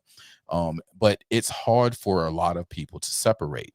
I just got a comment just a second ago. I'm going to bring it up on the screen. I'm going to share with everyone. It says, respectfully, Biden's administration and policies have a direct result on our local taxes. And I know me and you have had this conversation before. And if you can answer if you want to, or I can spit what I know afterwards. It says all of our city leaders support Biden and Dem policies completely. Well, I know that's a lie, but how will this change if we change mayors, but our new mayor continues to follow Dem policies and practices? Thank you for your time. Well, the very first I feel response like to that is The fact that I have not aligned myself with any party, that's the first demonstration of my commitment to really and truly be committed to the people of this community. I am not aligning myself with the Democrat Party. I'm not aligning myself with the Republican Party. My party is the Savannah Party. You know why? Because as far as I'm concerned, Savannah politics is as incestuous gets. They are all in bed together. If you look, follow the money, Mr. Adams, and I can't see the name of your guest there. The person who posed the question. Follow the money. When you look at the campaign disclosures of individuals who have declared Democrat and Republican, and you see who the leaders are, if I'm correct, our former mayor, Eddie DeLoach, was a Republican. When you look at campaign disclosures, they are the same individuals who contributed to Van Johnson today, Carol Bell, same individuals who committed and pledged to Chester Ellis, who is a Democrat, right? And so these individuals, they carry the water for each other. So here's what I want people of Savannah. We live in a democratic society. You have the right to vote for who you want to vote for, and you have the right to be who you want to be. But today, we have an opportunity to change the trajectory of this city. And the only way we are going to do this, Savannah, we have to be committed to have tunnel vision and to be laser focused on the issues. You see, when I am focused on your party affiliation, when I'm focused on who you sleep with, when I'm focused on what you do in your doctor's office, when I'm focused on what's going on outside of what's in front of me, you, citizens of Savannah, you lose sight of the wasteful spending. You lose sight of the individuals who marketed for T-Splosh and want to create another slush fund for their developer friends. You lose sight of the fact that those are the same people who market and invest for that fund. These are the same individuals who are padding the pockets of the politicians, who are carrying the water and carrying the weight of the establishment. These are the same individuals who are of the 2% that are at the top. And if the Board of Education went away, if the Chatham County government went away, if the city of Savannah's budget went away, a lot of the legacy wealth in this city would simply dry up. And so what I'm saying is, what we need to do is keep focused on the issues. When we're not focusing on the issues, we are essentially foregoing our attention to the fact that we have been down more than 100 police officers since our time in office. Right. We are foregoing the fact that we have giants in the form of our nonprofit communities, i.e. our college communities, who do not pay taxes in comparison to the number of buildings that they own in this city. We lose sight of the fact that you have neighborhoods where we perpetuate a divide because one community gets far more services from the city than the other. You lose focus on the fact that the rates for your water bill have increased. So that's my first example of being demonstrative of the fact that, yes, Washington matters and what they do in the State House matters. And just a plug for something that Governor Kemp just passed just a week or two ago. Fortunately, there will be a little bit of a cost savings in people's taxes, and you won't experience that until you actually pay it. It'll be an automatic reduction of your taxes, and I can't remember exactly what it's called. Nonetheless, you should know that the Board of Education, the County of Chatham, and the City of Savannah, all three governmental entities, failed to roll back their millage rate. All three, which essentially will result in a property tax increase, a property tax hike times 3 for the citizens of Savannah. And the shame that comes with that is the fact that this is happening amidst some of the largest federal subsidies and bailouts these communities have ever seen. The city of Savannah and the state of Georgia didn't miss a beat during COVID. Nope. In fact, communities came up because of COVID, Yep. but we see that there was wasteful spending. You can't really track, feel, and touch where that money went. And when we're focusing on Democrat or Republican, you're not focusing on that. So I'm happy to have a conversation with you about partisan politics, but that's what I want to talk about. That's what I want to focus on, because the greatest enemy of direction is distraction and deflection. Yep. And we're distracting, and when you allow politicians to deflect your attention using something else, it's called gaslighting. That's one of the terms for it, right? That's it. Gaslighting, man. Are you gaslighting me? Yes, I am. And that happens a lot. She went on to say some more. We'll talk about this later. I know I got you on some borrowed time. She did happen to say on a shorter comment, she totally agrees how the divide is perpetuated.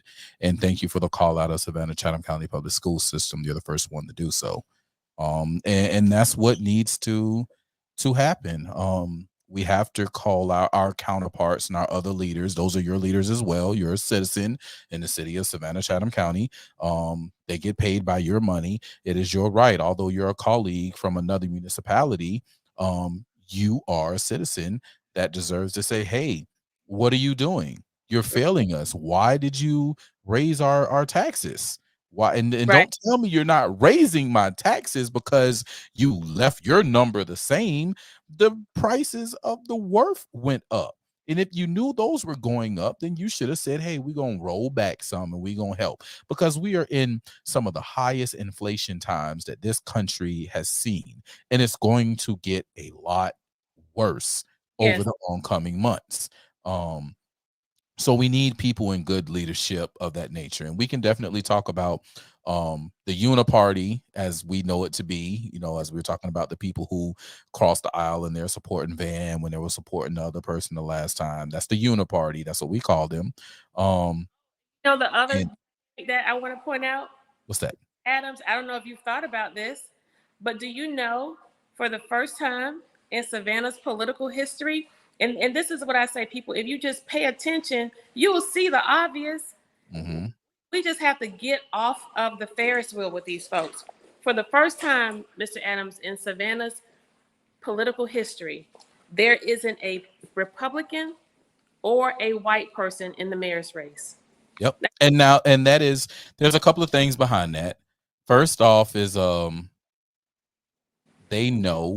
everyone knows, just like in the video. I spoke on that video that y'all had maybe last week when you were talking about the different races and what we do and don't have in the city.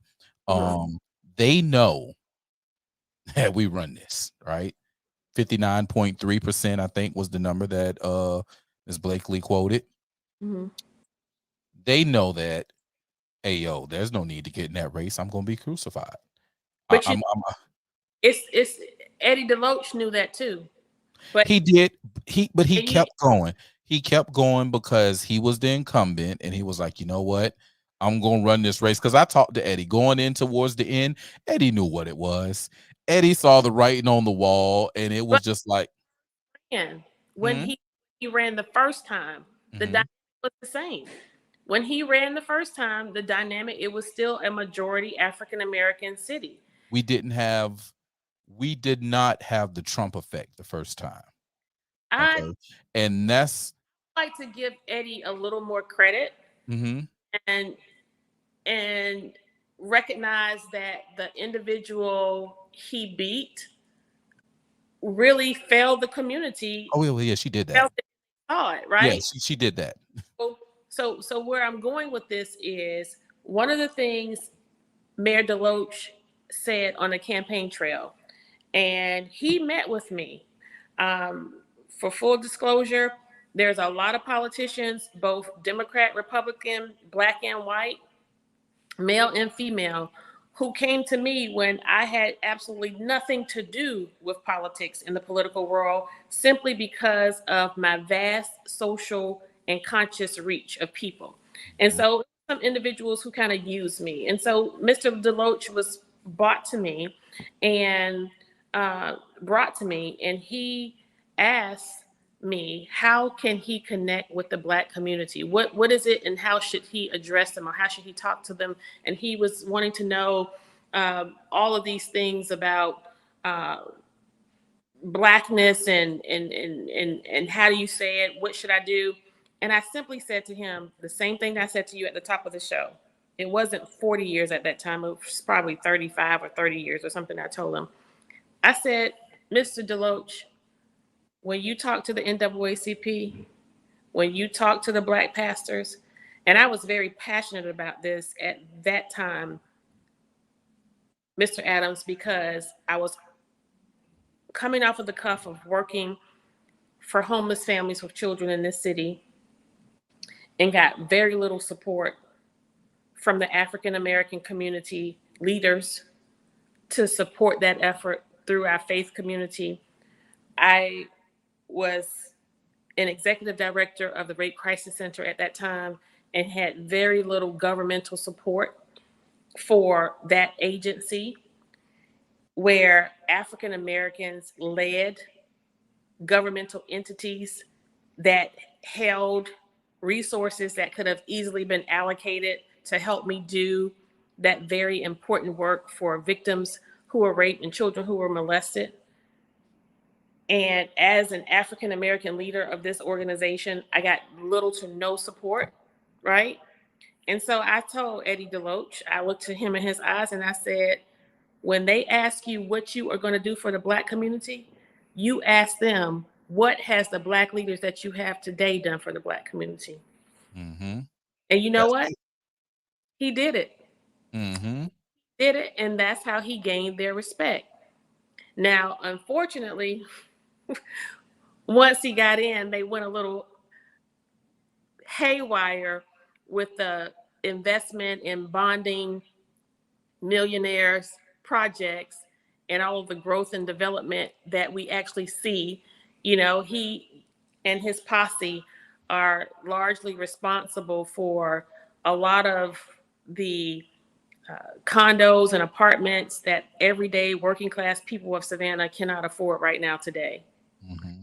We won't even speak of the atrocity that ensued as a result of the arena and what that has, how much damage that has brought to the Cloverdale, Carver Village, and Brickyard community, and how it's essentially draining on the budget of Savannah. To this day, we have not received a dime in profit sharing from the arena per the contractual agreement. Wait a minute.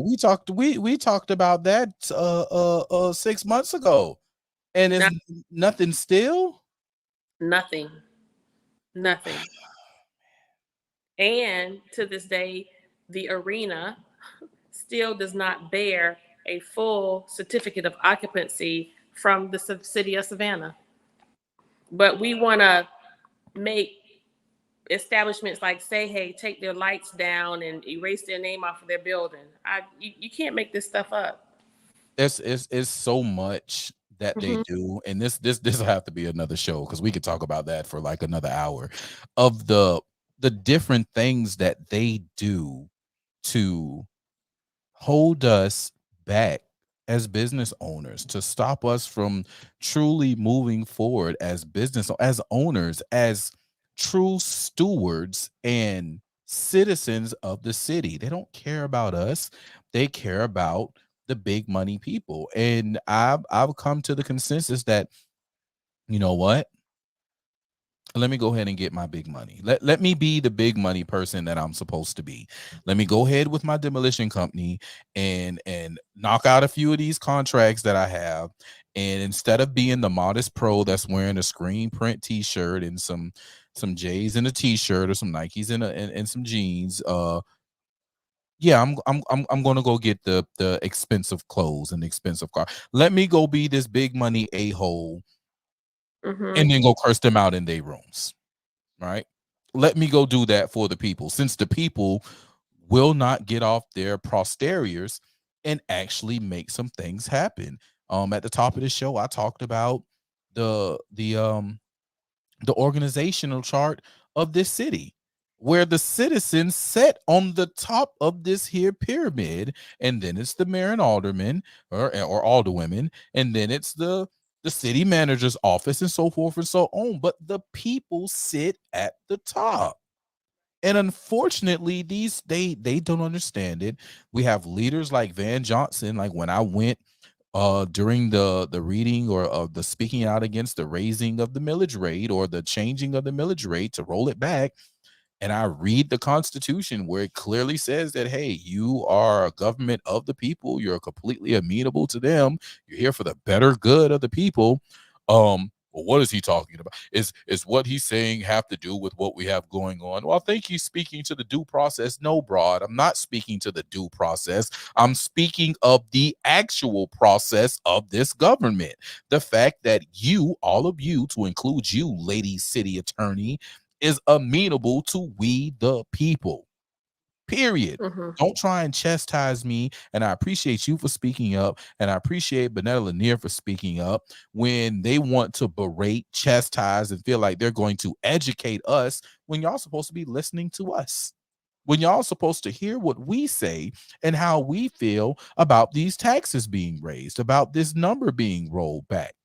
I don't want you to chastise us and then do what you want to do. I want you to, the people of the city have spoken.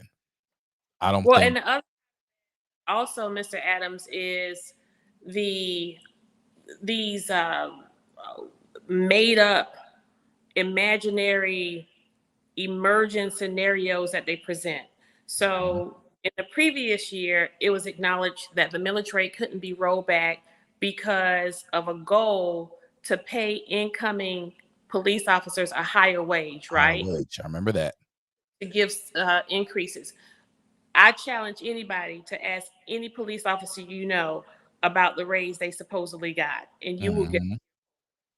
I challenge you to talk to anyone who works within the city of Savannah who doesn't make six figures and ask them about the morale and how they feel about this current administration in this local government. And so we are down more police officers today than we were last year. So if the goal was to increase the taxes of our property owners, recognizing that that's the largest revenue generator for our budget, right? Also recognize that we do not operate on a zero-based budget. Mm-hmm. We increase that, when we increase, well, essentially didn't roll the millage rate back, we actually, because of the assessed value of the property that particular year, Mr. Adams, we actually collected more tax revenue than we budgeted for, right? Mm-hmm. In addition, we did not spend the money we said we were going to spend on the police officers because we didn't hire them. Didn't hire them to pay the money. So, right? So what happened to the extra money that we took in plus the money that we didn't spend? Mm-hmm. Then we close out the year with a surplus. So why are we continually passing on increases to citizens of Savannah and not paying forward the savings that we accrue? And then comes the next year.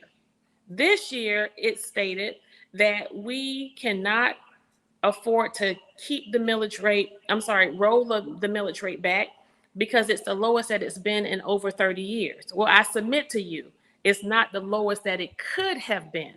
Mm-hmm. We rolled it back to the lowest that it could have been because of these volatile fiscal times for our families. We have individuals whose modifications are maturing, and post-COVID, they now have to pay this big chunk or commit to these outlandish remodifications that are made up by these mortgage companies who've received federal subsidies and bailouts, right?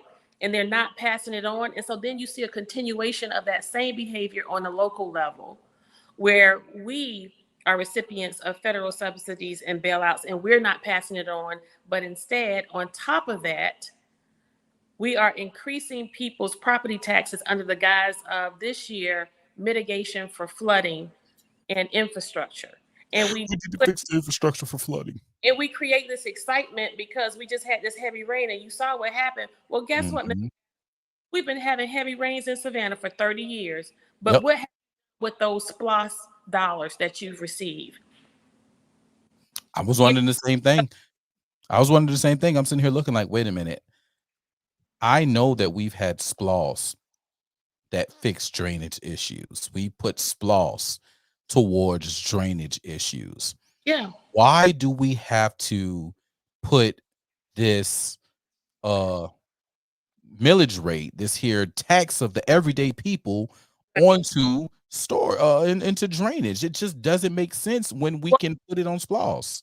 What really doesn't make sense is why wasn't it important, or what part of the $17 million Broughton Streetscape beautification project didn't you think was important for drainage? I think that Savannah would have far preferred the drainage mitigation than street pavers in that ridiculous layout. So you brought it up, and you know that is definitely a linchpin in my heart because I'm coming. But that Broughton Streetscape project was just garbage from the jump. You know, that was one of the projects where we had this here mayor who was like, yeah, we're going to make sure that Black businesses and Black contractors get they just due. And we've had less than 1% of the capital fund projects or the capital projects that go to Black businesses. So we're going to make sure. And then we have one, and the contractor lies to you on paper in your face about the changing of the contract, and your MWBE program just rubber stamps it through and doesn't question the contractor of why they are no longer on the project. Even though if you look at the paper, it says that the particular scope of work of this here contractor was removed from the contract. Well, it's interesting that you could say that this contractor's scope of work was removed from the contract when this scope is a key element of the project. Without this scope, there is no project. Right. Where was the questioning? You know, it didn't happen. And, you know, it's okay. It's going to come out more and more in the future. And the people will find out that, you know, they're not good stewards of money. They are not properly vested in making sure these contracts stay tight and ironclad, and that the city and it rises and all the boats rise with the tides.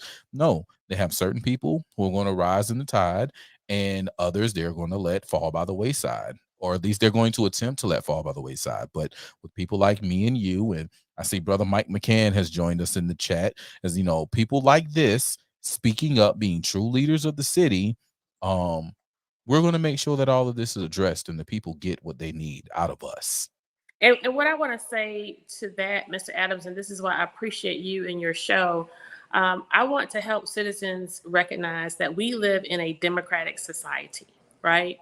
And while we can appreciate when people say things that are palatable or desirable, it makes our ears feel good, we have to look at the assessments that people make, particularly leaders who are vocal, passionate, and who are not rubber stamps.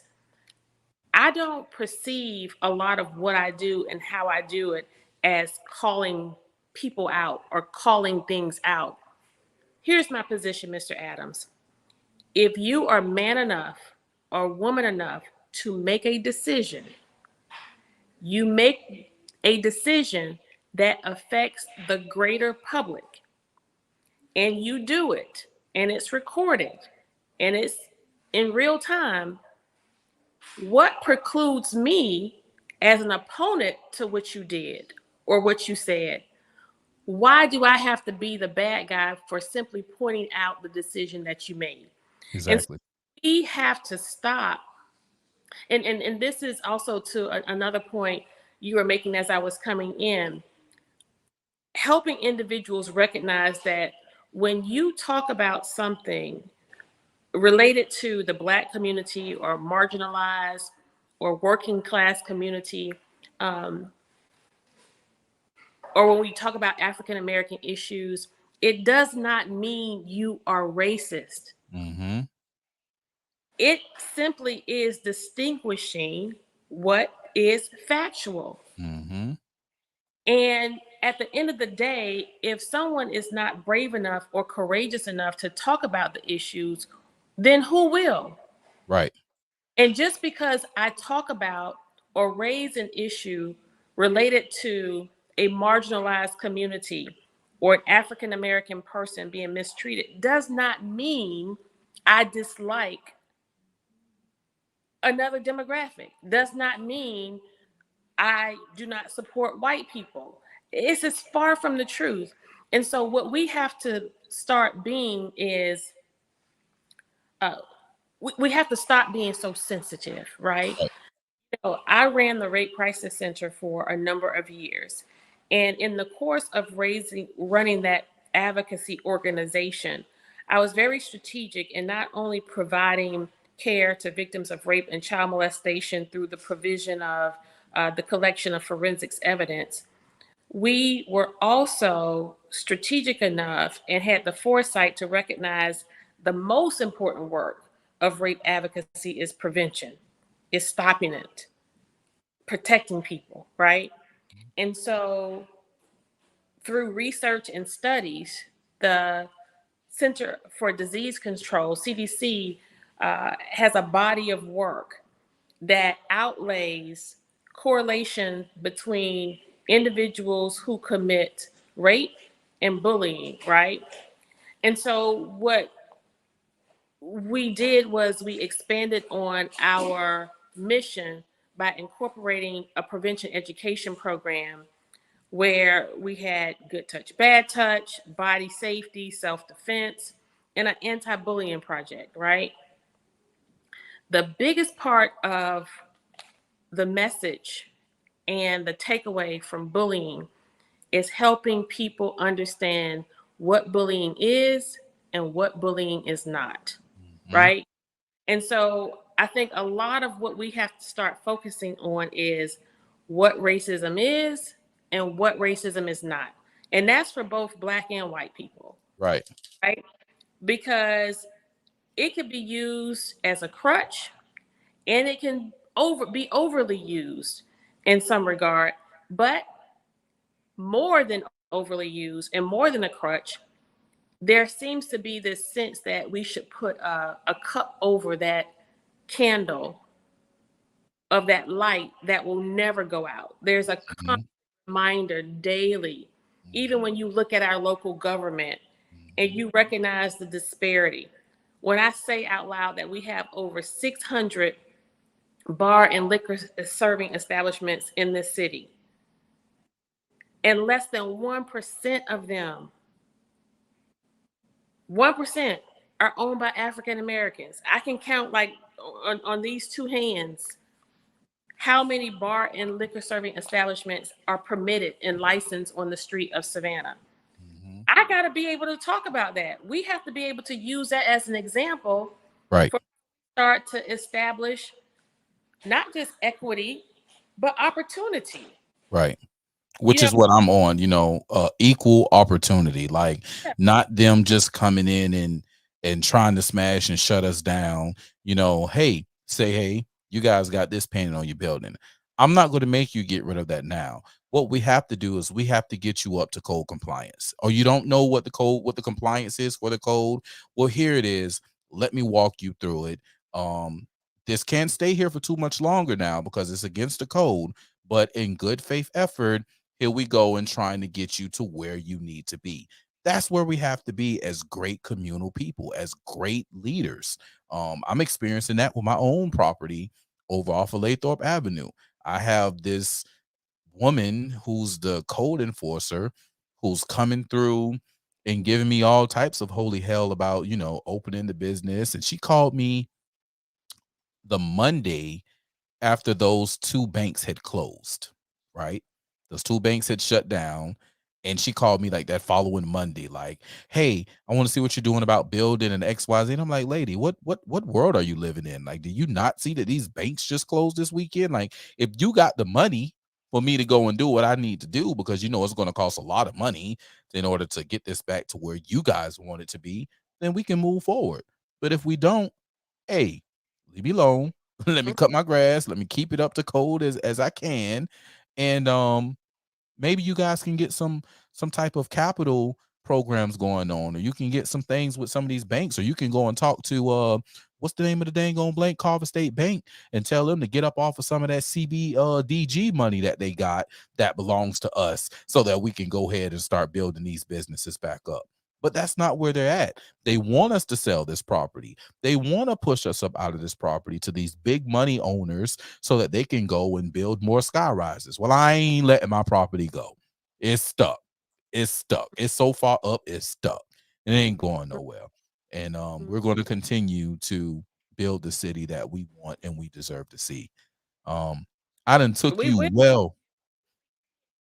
We Yeah. we will and we can. We're gonna do it. We're gonna do it. And when we do it, mark my word this day, I am so convinced. I am so encouraged. We are going to make history in Savannah. We are going to be the blueprint for how communities take their hands out of the grips of developers and the establishment. We will be a unified community that many will look to and say, we want that blueprint. You know, Savannah has a vast and very rich culture that many people desire. And that's why many people live here, move, retire here. They love a culturally blended community. This new behavior, these new actions and tactics that are occurring, no one is happy with it. No one is happy with it. We have a dynamic right now, Mr. Adams, where people who were born here, raised here, grew up here, graduated school here, got married here, had their children here, even people who retired here and went to college here, these individuals can no longer afford to live in Savannah. That's right. And what I've been saying to our faith community and our faith leaders, this is not the time to play politics with politicians who do not care about the people who populate your pews. Because those individuals will be moved out to Pooler, Port Wentworth, Garden City, Effingham, Guyton, as far as Statesboro, Hinesville, and they will be left to commute in. Well, how long do you think they're going to pass 10, 12, 20, 30 churches just to get to your church? Come on How now. long do you do that? Not for long. And what will happen to our local congregations, our historical churches, particularly in the MLK corridors, where there's an effort every single day to reclaim West Broad? You know what's going to happen? Those churches will choke and die, and they will be turned into concert halls and entertainment districts to accentuate the arena.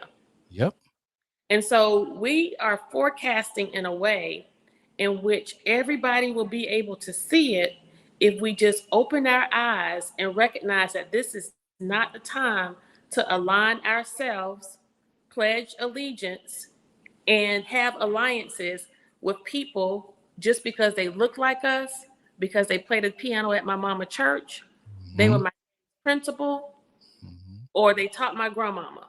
That's it. We have to be able to hold friends and foes accountable. All of this shucking and jiving and these smooth talking politicians, you have to be able to show me something more than a street naming. That's You it. have to be able to give me something more than a headline of Georgia Ports giving $6 million over an 8-year period. Oh, and it's in the form of home repairs. Come on, people. Nah, baby, I'm in the concert with Glorilla, and Sukiana. You know what I'm saying? Like I'm up in there introducing Earth, Wind, and Fire. Come on, people. You know that's what I'm good for. Yeah, I'm out here introducing what his name was, Kevin Gates. You know, that's what I'm out here doing. I'm for the people. Yeah, like nah, man. No, you're not. No, you're not. And I hope people see through that. And Yeah. I think they're waking up. I'm having conversations with people. I've had so many people apologize to me over the last 6 months, 12 months. You Mm-hmm. know, hey man, I gotta apologize because you were trying to put me up on game. You told me that this mayor wasn't going to work out well for this city. And you was right. And I was mad and I gave you heck about it, but you was right. And I'm sorry. You told me that Biden may not be the best choice. Maybe 4 more years of Trump just to keep our money rolling properly would be right. And I didn't listen to you, but now I see that dang, I should have listened to you because gas was $1 and some change when he left office, and now it's back to four, almost, on the way to $5 again. That's an issue.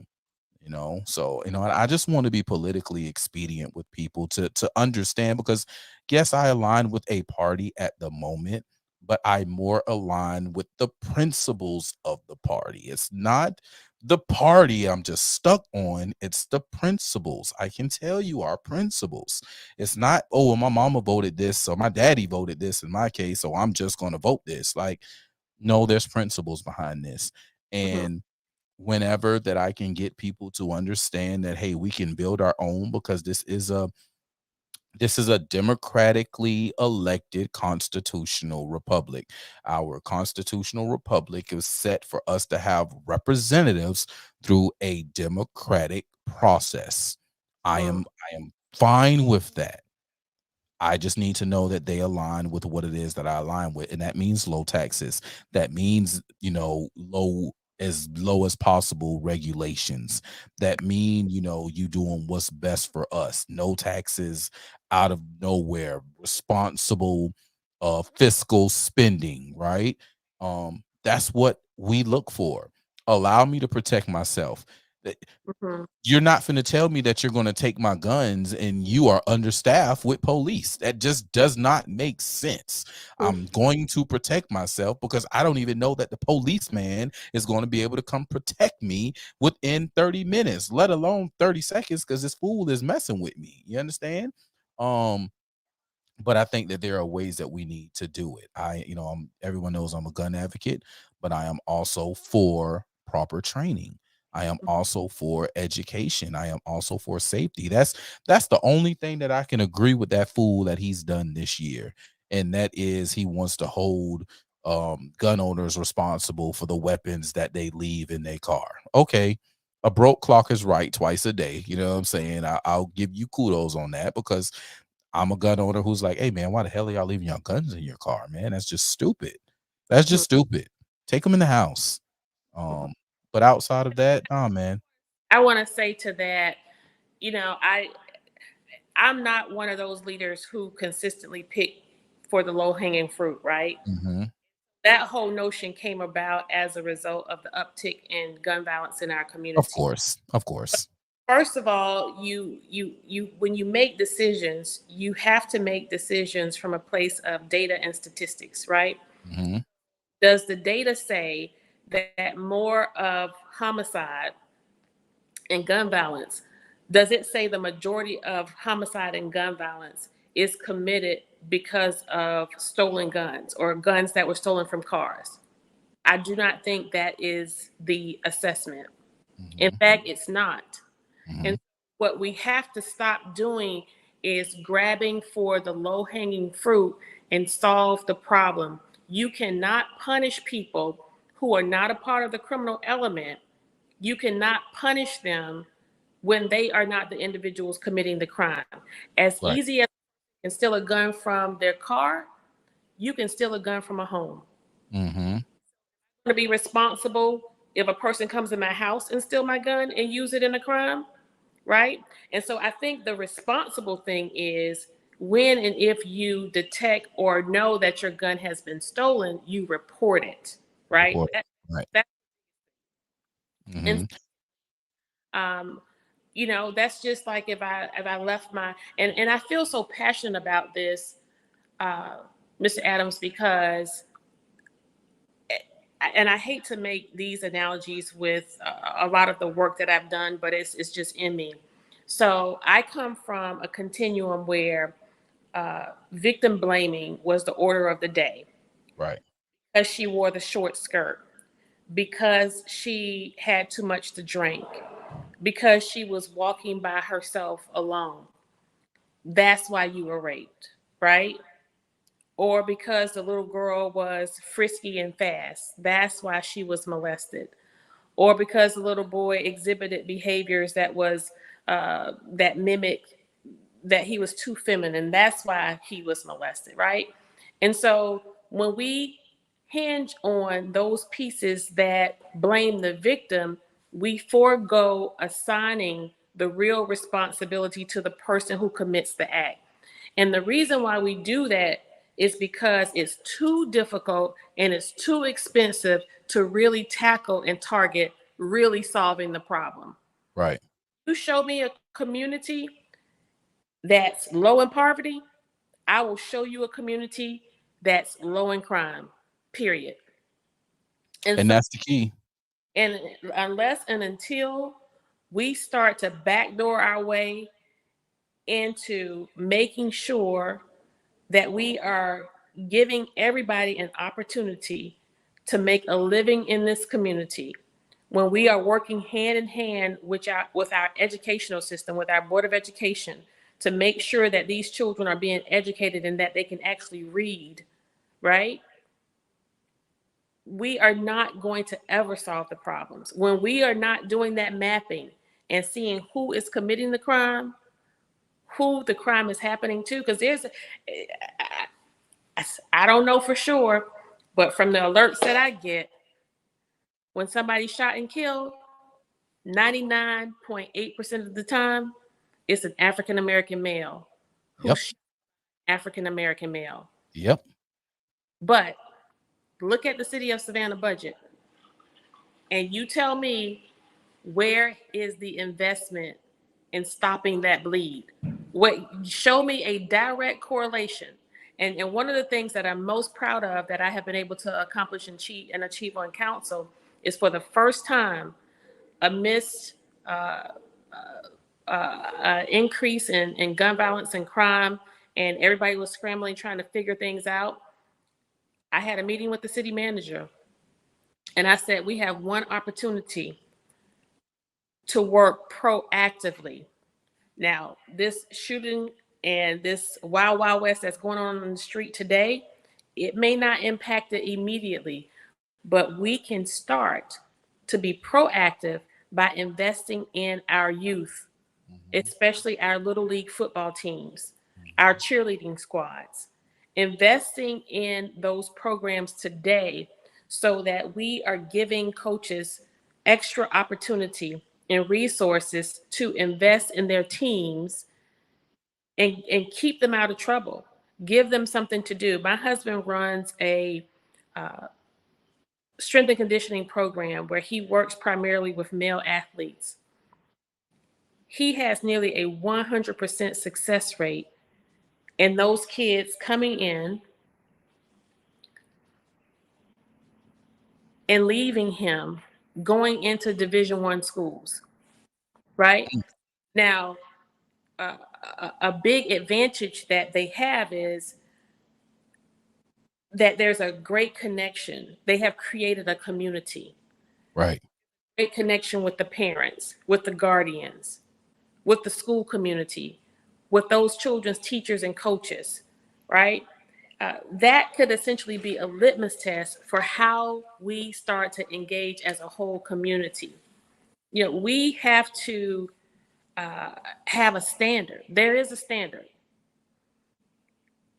There is a standard of care that we simply have to be committed to and not just talk about. Mm-hmm. And I think we will. I think with people like you at the helm, um, holding office, I think that people like you and Mike McCann sitting up there, having that direct correlation with the youth, that direct connection with, these victims who are victims of poverty, victims of being behind in whatever way, their families are behind in situations. I think how and where a change can happen. Having the alliances of the people that you have um created relationships along your way, using those resources to come in and help you, come in and advise you into where we can take the city and make it better. It can happen. We have more than enough resources. We have all these community centers that are underused. Oh my um God. It's we have sleeping giant. places sleeping. Yeah, when I heard about park, and I'm gonna let you go because I done took a whole hour. We're supposed to have you for a few minutes, and you gave me an hour. I'm so appreciative of that. Um, when you have places like the park, that is, or Pennsylvania Avenue Resource Center, or is what it is, that you got a community kitchen that only certain people can use, and areas that are off limits. It's like, no, this should be accessible to the community. Everyone in the Yes. community should be able to use this. You should, even if it's a sign up, in order for you to use it, you should be able to use it. You should have some person there, some advisor, to show what is to be used, how to use, how to properly clean, whatever the case may be. There's But crimes. these Crimes. Right, you got park. Park is right there where I know a couple of the shootings that's taken place in this city in the over the summer. I'm just going to say over the summer, right? Has happened right down the street from the park, Mhm. right down the street from Pennsylvania Avenue Resource Center. That is an issue, Mhm. that all of this crime that involves teenagers or kids are happening right there where this beautiful hub is, that could really be used for greatness in this city if we just open up the doors properly. And that's my challenge, honestly. My challenge to a lot of you that are sitting out here watching this show, all the young people, I need you to step your ass up, because Mhm. I'm tired of being one of the youngest, or if not the youngest people in the room, or youngest person in the room. I'm tired of spreading myself thin, being a part of this organization and that organization and being in that meeting, and I'm the only one there that seems to come. Get your behind up and help these organizations. Yes. Go in the park center. Tell them that you want to volunteer. Tell them that you have a program. Get with, man. Oh my gosh. The Ivory Bay Economic Center. My girl just came in. Bernetta Lanier just popped in. Shouts out to Alderwoman of the first district for checking in, right? Who is who Unopposed. Oh, only district older person for the first district who has never been opposed? Bernetta Lanier is the first district older person for the first district who has never been opposed, I should say, in 20 years. handling business. Okay. Yeah. And And so that's a go ahead. testament. That's a Yes. testament of who she is as Yes. a representative for the city of Savannah and the first district. The first district is pleased with the work that she is fighting to do to make the first district better. And this has been her fight. This has been her fight for all her life. As long as I've known, she has been fighting for the greater West Savannah area, Mhm. which is why I'm speaking on the Ivory Bay Coalition. We have been working, trying to get Ivory Bay off of the ground, to get the greater west side, and the coalition of neighbors, the owners, the peoples, the stakeholders, to make that area better. And people just rather watch Tyler Perry flicks and whatever else, instead of getting down, getting their hands dirty and doing the work. Young people, get out here, man. It's on us. It's coming. People have to be made to feel like they can be a part and that it matters. It's the same reason why we have so few young voters, Mhm. because do not feel like they are represented, right? So we as politicians spend a whole lot of time working to galvanize the electorate and tell people how important it is to vote, only to have them shepherd us into office and fail them. So Mhm. why be motivated to vote when you are not doing what you said you were going to do, right? Right. But I submit to you, I know that is a reality. It is a reality. But we cannot give up on democracy. Not only can you afford not to vote, you can't afford not to run for office. Every person who has interest in local government, and if you're passionate about community, I encourage you, run for local office. I'm so proud. I think a lot of how we have served, I must say, I think we make it look easy. I think it look glamorous, but this is hard work. Not only is it hard work, it's HEART work. It's hard work, It's hard. right? You have to let ego, and it has to be about we go, right? And a lot of this administration has been about ego and one person. And what I want to say to Savannah is, I am Savannah's promise. I am Savannah's last hope. I am not a climber. I am a keeper. That's it. Love, I thank you so much for your time. Again, like I said a few times, we done went over, and that's literally how it goes down on Friday Night Flights. We talked about that the first one. I'll come back. I don't know if you were able to ask all of your questions, but what I would like to ask of you is for your support in my bid for mayor as the 68th mayor of the city of Savannah. And I would also like to not take your listeners for granted and ask them for their support as well. I will hope that you will also put my website in your chat. This opponent, Savannah's opponent, has lodged an over $500,000 campaign against this unhinged, out of control, doesn't know what she's doing elected servant. And we want to demonstrate that money does not win races, but we know that resources are needed. I have a relative who's in public office who reminded me when I was running for office in 2019, and he said, it takes coal to run a train, but it takes gold to run a campaign. That's So it. I can encourage your listeners to go to KGC.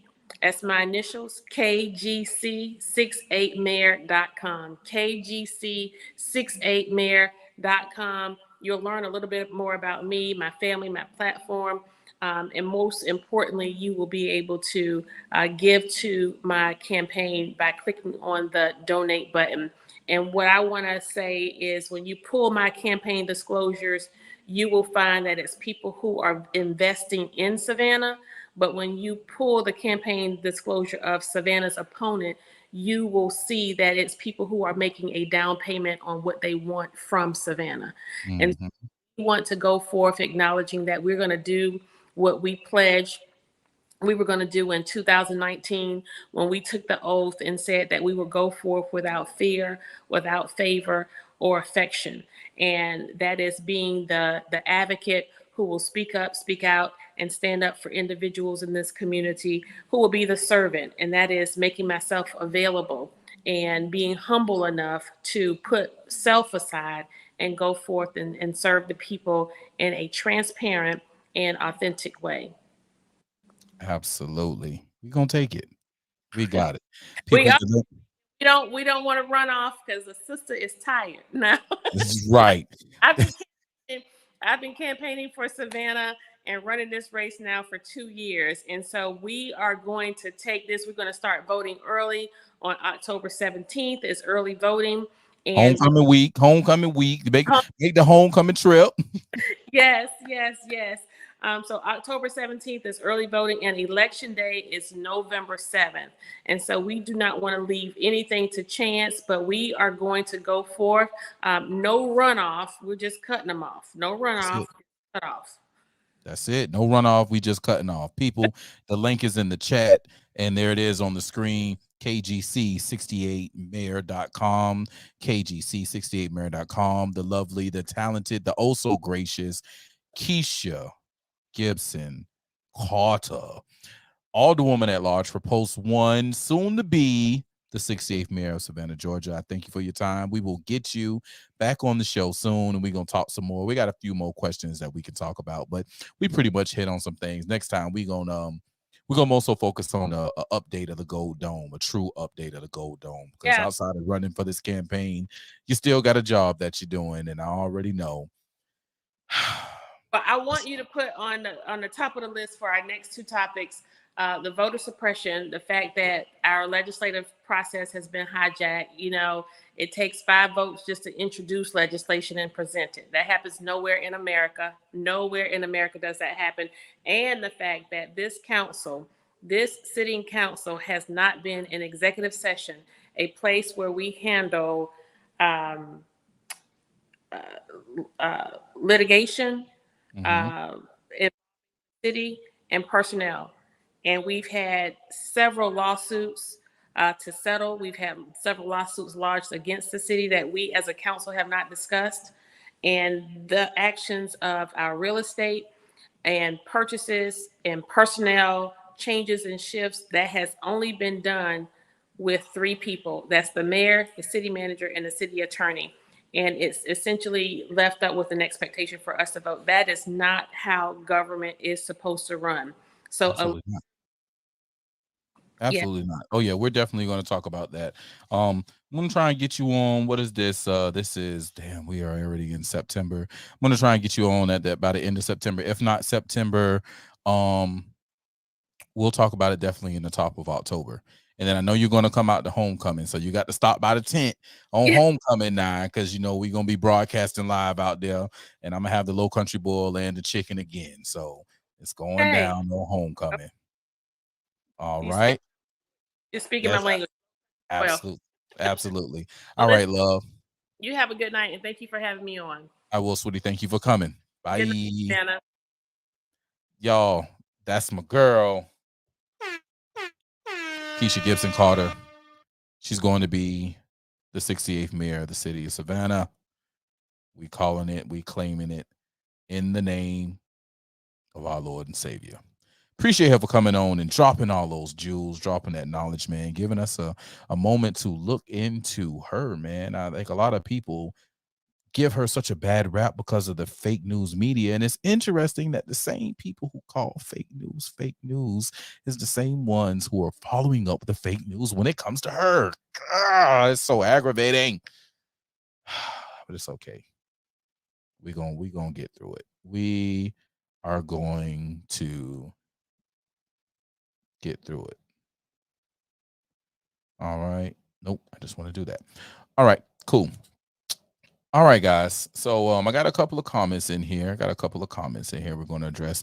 Hey guys, now if you feel oh so kind, man, you can definitely hit the Cash App. My Cash App works. Okay, I don't know what everybody else was going through, but my Cash App works. If you're enjoying the show and you want to throw a little donation and say, hey man, we appreciate everything that you're doing, the Cash App is simple. It is $, the number 3 LSENT, 3 LZNT, $, the number 3 LSENT, man. You could shoot a little something to be much appreciated, man.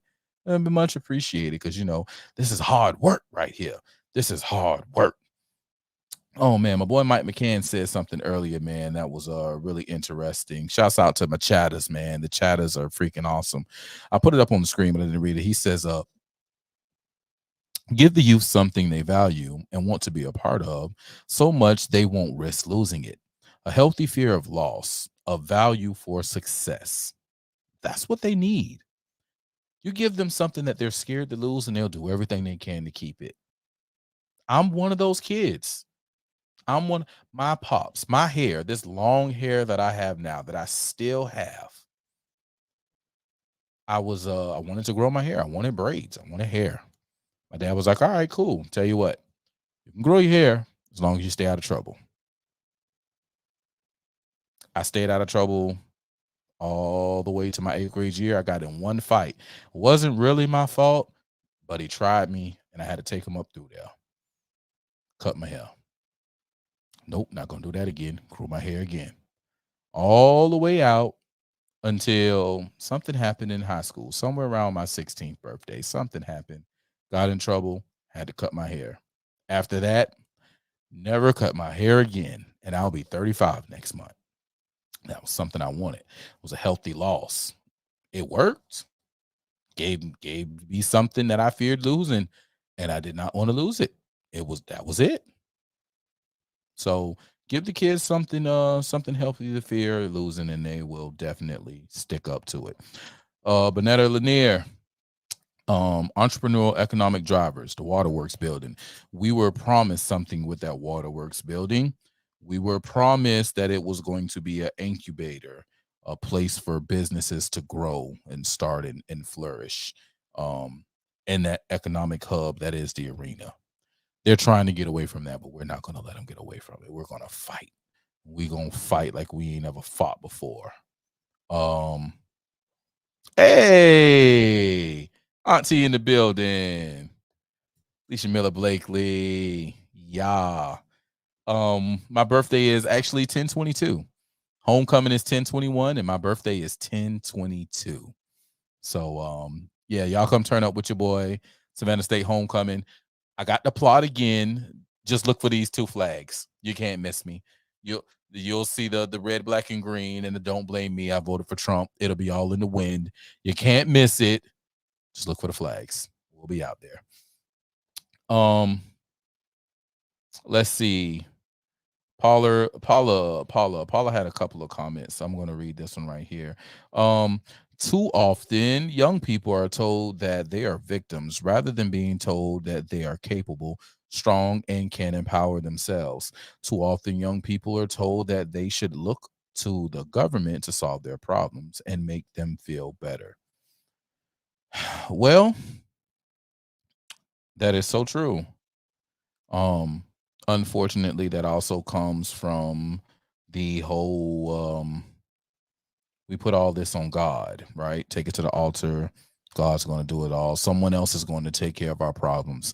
We don't push the whole faith without work is dead. And that's something that we need to be pushing out into the masses. We have to do the work, because if we don't do the work, then, I mean, how's it going to get done? Shouts out to my dog over in Rumble, man. One time for Fresh Mike, man. Shouts out to my dog, Big Mike, checking in the Rumble chat, enjoying the stream. I appreciate you, brother. And man, y'all make sure, man, hit that like button. Help your boy with the algorithm. Listen, Facebook hates me. Twitter, I don't know what the fuck Elon Musk got going on over there, but he's definitely not happy with you. But, you know, he got rid of the Rec Radio SAV Twitter, saying that, oh, it's spam. And all we were doing was live posting whenever an artist's song played. That's all we were doing. I don't know, man. Elon on some BS. But that's his platform. You know, that's one thing about the private sector that I understand. Listen, if it's yours, it's yours. If you want me gone, cool. But don't look for me to pay for a blue check mark. I'm not paying for a blue check mark. Not out of my pocket.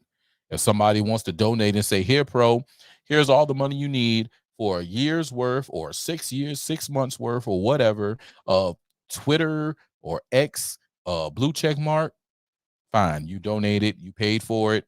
I'll take it.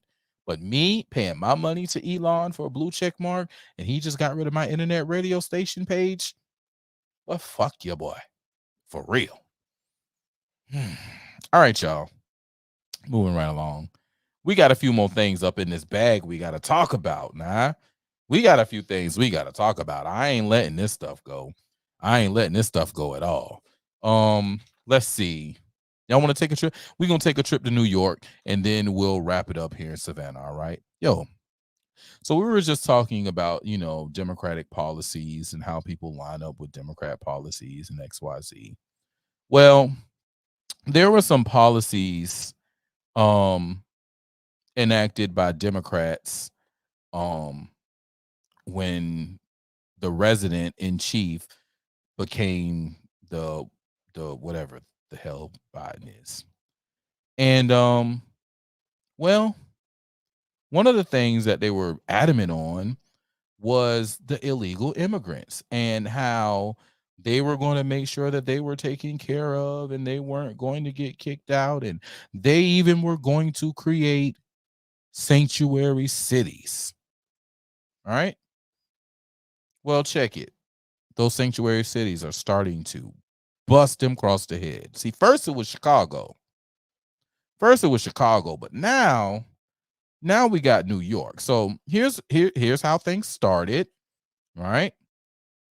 Eric Adams, October 20th, 2021. We're almost 2 years later. Quote, "We should protect our immigrants, period. Yes, New York City will remain a sanctuary city under an Adams administration." Now, guys, I don't know if you know what a sanctuary city is, but we're finna go check this out right quick. All right. So we're all on the same page. We're going to find out what a sanctuary city is together. Okay. A sanctuary city is a municipality that limits or denies its cooperation with the national government in enforcing immigration law. Leaders of sanctuary cities say they want to reduce fear of deportation and possible family breakup among people who are in the country illegally. Keyword illegally. It's interesting how people who have no allegiance to this country can do illegal shit and they'll protect them. But let a young brother get caught smoking some illegal weed and they're trying to throw their asses up under the jail. Let somebody get caught with an illegal copy of a CD or a DVD and they're trying to throw their asses up under the jail. But illegally be inside this country and we're going to protect you. We're going to give you sanctuary and nothing's going to happen to you.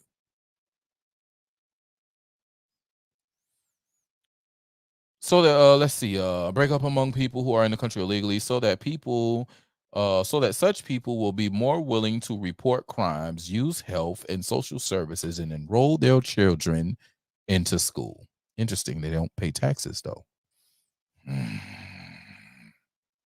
So that's a sanctuary city. Well, we read Eric Adams and how he said that they will always be a sanctuary city. But guess what, guys? Guess what? Adams ain't feeling that way no more, y'all. No, brother Adams ain't feeling that way no more, guys. Let's see. How is he feeling, you may ask? Well, let me show you. Let me show you. Support. And let me tell you something, New Yorkers. Never in my life have I had a problem that I did not see an ending to. I don't see an ending to this. I don't see an ending to this. This issue will destroy New York City. Destroy New York City. We're getting 10,000 migrants a month. One time we were just in Venezuela. Now we get Ecuador. Now we get Russian speaking coming through Mexico. Now we get Western Africa. Now we getting people from all over the globe have made their minds up that they're going to come through the southern part of the border and come into New York City. And everyone is saying it's New York City's problem. Every community in this city is going to be impacted. We had a $12 billion deficit that we're going to have to cut. Every service in this city is going to be impacted. All of us. And so I say to you, as I turn it over to you, this is some of the most educated, some of the most knowledgeable, probably more of my commissioners and deputy commissioners and chiefs live in this community. So as you ask me a question about migrants, tell me what role you played. How many of you organized to stop what they're doing to us? How many of you were part of the movement to say, we're seeing what this mayor is trying to do, and they're destroying New York City? Wait a minute. I got to stop him. We got a few seconds left, but this is the same guy who said we should protect our immigrants. Yes, New York City will remain a sanctuary city under an Adams administration. This is Eric Adams speaking, guys. This man is Mayor Eric Adams. It's going to come to your neighborhoods. All of us are going to be impacted by this. I said it last year when we had 15,000. I'm telling you now, with 110,000, the city we knew we're about to lose. And we're all in this together, all of us. Staten Island is saying, send them out to Manhattan. Manhattan is saying, send them out to Queens. Queens is saying, send them out to Brooklyn. No, it's not the game we can play.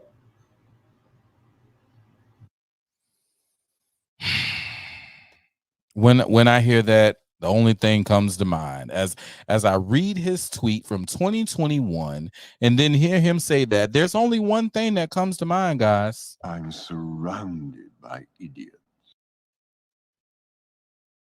Surrounded by idiots. That's it. That's it. Oh man, y'all. My numbers when I started talking about Eric Adams, my numbers depleted.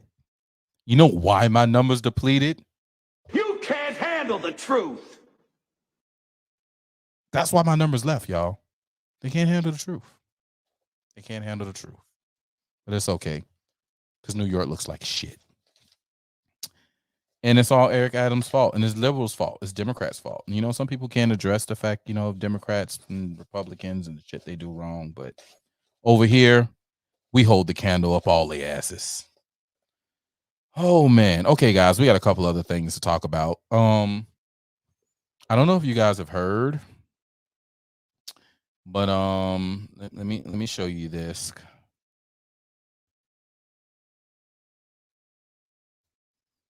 Let me show you this, guys.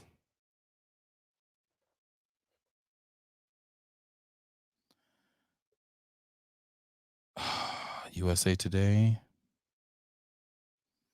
CBS News. This is all over. Okay, Forbes. What did Forbes say?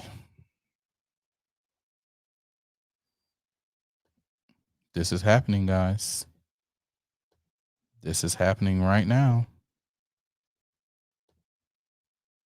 I've been seeing them a lot of places. Will COVID mask mandates return? Here's where they're coming. Here's where they're making a comeback. Officials in New York City this week reportedly urged residents to wear masks in public as a new strain of COVID-19 continues to spread throughout the country. You guys remember New York was one of the first people who started making people wear masks? While some hospitals and schools have also re-implemented mask mandates through medical experts say masking requirements might not last long and might not be necessary for the entire population.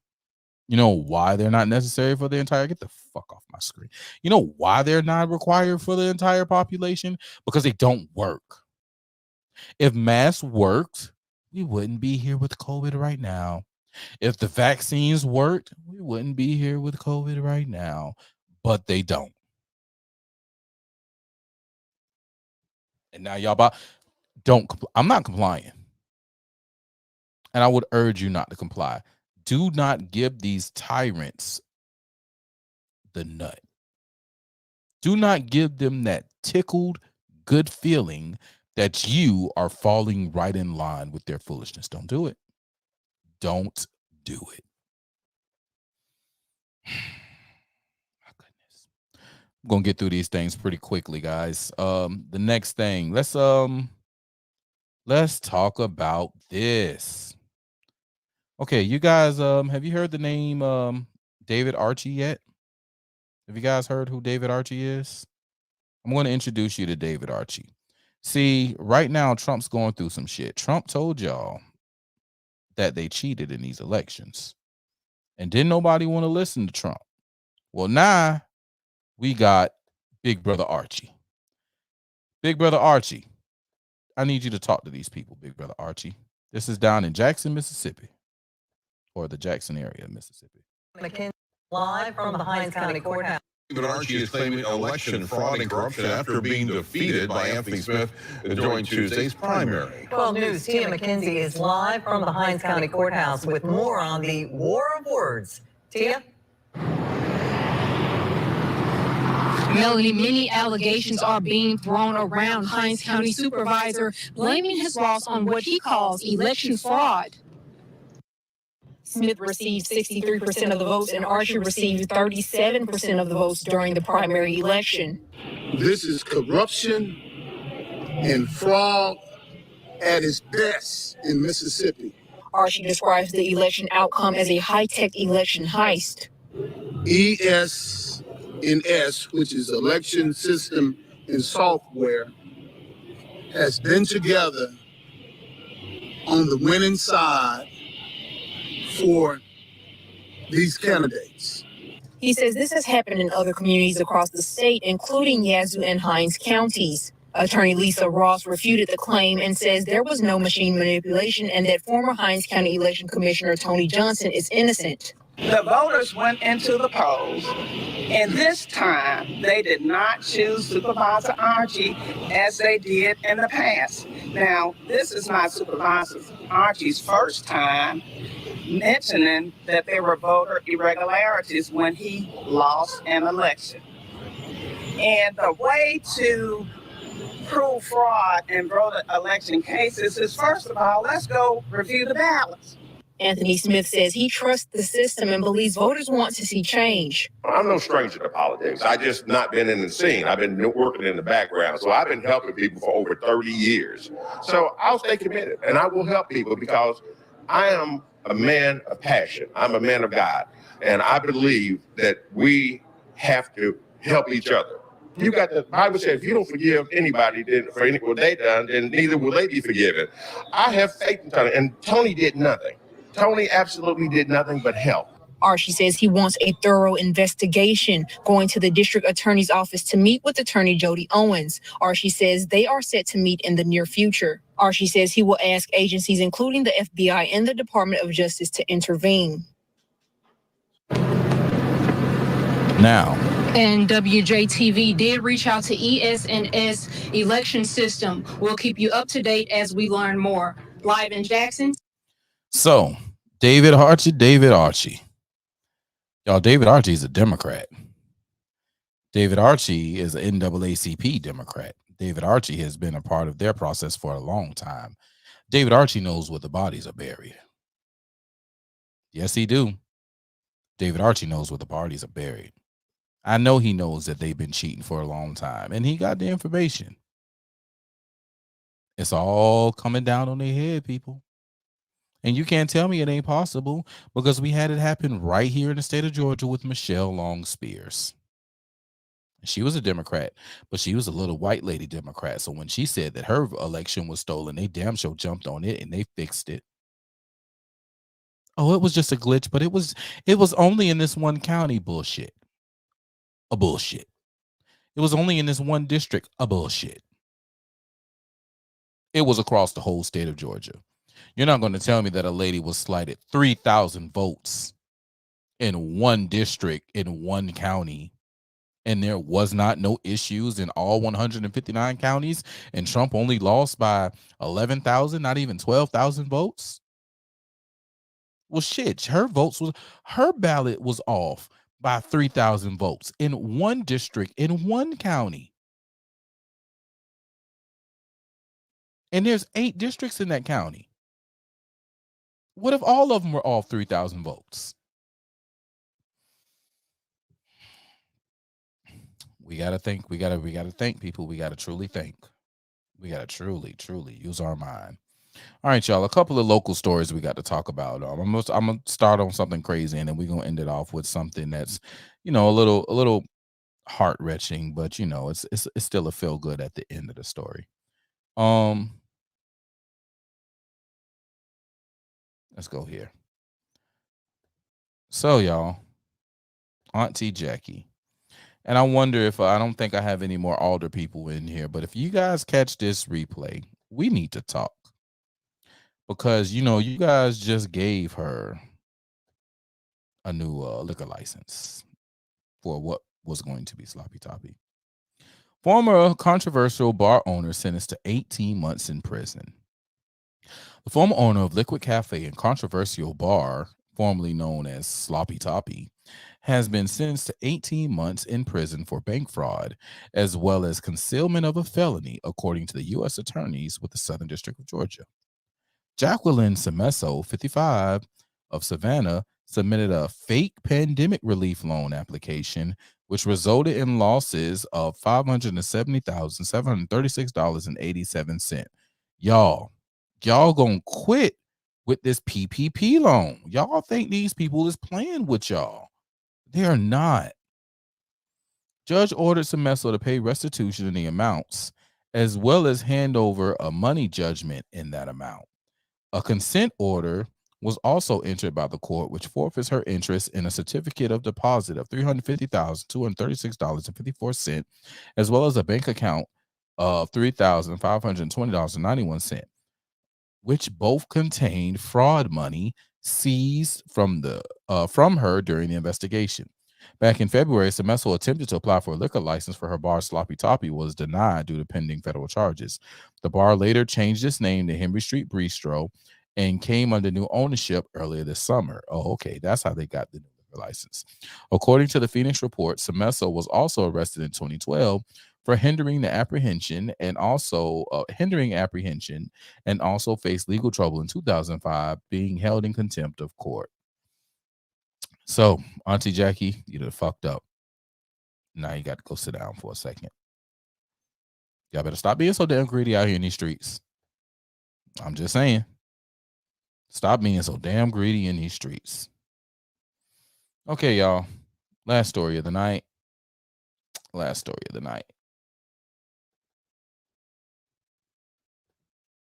It's a little heartwarming, a little hurtful for the culture. I mean, I'm a Beach High Bulldog, so you know. All right, y'all.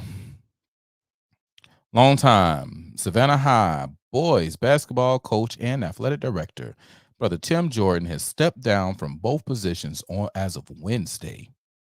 Jordan will take on a new role with the Savannah-Chatham County Public School System Athletic Department. The move is expected to be confirmed at Wednesday's board meeting as part of the appointments item on the agenda, which is part of the consent agenda.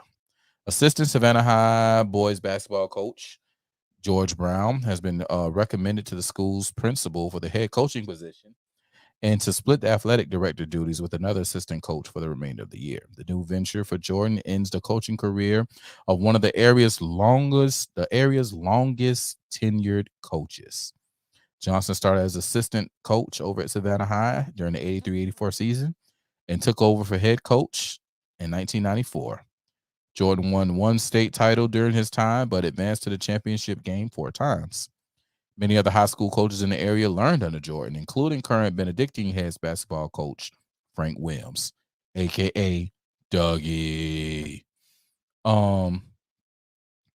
Previously, WSAV spoke with Jordan, who said he wanted to complete 2 more seasons and try to win another state title before stepping down. Jordan feels this team will be able to compete for a championship each of the next 2 years. My mother always told me, never leave any place worse than what you found it. I feel like they're in a better place now than when I started. Coach Jordan, we appreciate you, man, and everything you do and everything that you did and that you're going to continue to do in the city. You raised some outstanding men over at Savannah High. You have definitely touched the heart and souls of a lot of young men and young women that came through the hallways of Savannah High School. I appreciate you for all your leadership and everything that you've done in the city, and I hope to see continued blessings and even greater things in the future as we move forward in your new position with Savannah-Chatham County Public School Systems. Coach Jordan, appreciate you, man. Congratulations on retirement from coaching, and good luck in your next endeavors. Oh boy. All right, y'all. We're 3 hours and 3 minutes in, and we're going to go ahead and get ready to call this thing a show. I appreciate y'all for coming in and enjoying the show. Again, thank you, Miss Kesha Gibson Carter, for coming through and gracing us with your presence on the show. I hope you guys learned some new stuff about her. She's very approachable. You can talk to her. We're going to talk to her again before the election, and we're going to get into some things. And We're going to see about some politics, and we're going to see where she line up on some political things. And I promise you, you're going to be shocked about a lot of answers. That's it, guys. I appreciate y'all. And we're going to find us a song to ride out to tonight. Matter of fact, we're gonna ride out to Emily Kenyon, and the name of this song is Whiskey on Wine.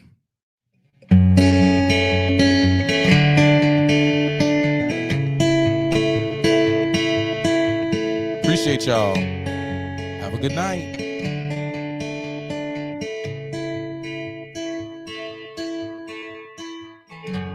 Cheap cabinet saved me from the day that I had. One glass hits me just right, but then unwinding goes bad. I put on a little black dress, but there'll be no class left if I can't get out of my head and remember what makes me forget. Drinking whiskey on wine, chasing beer with tequila with some guy at a bar. Taking it too far and I don't care, but I should. When my mind gets too messy, it's hard, it gets heavy. I say that I'm fine, drink whiskey on wine.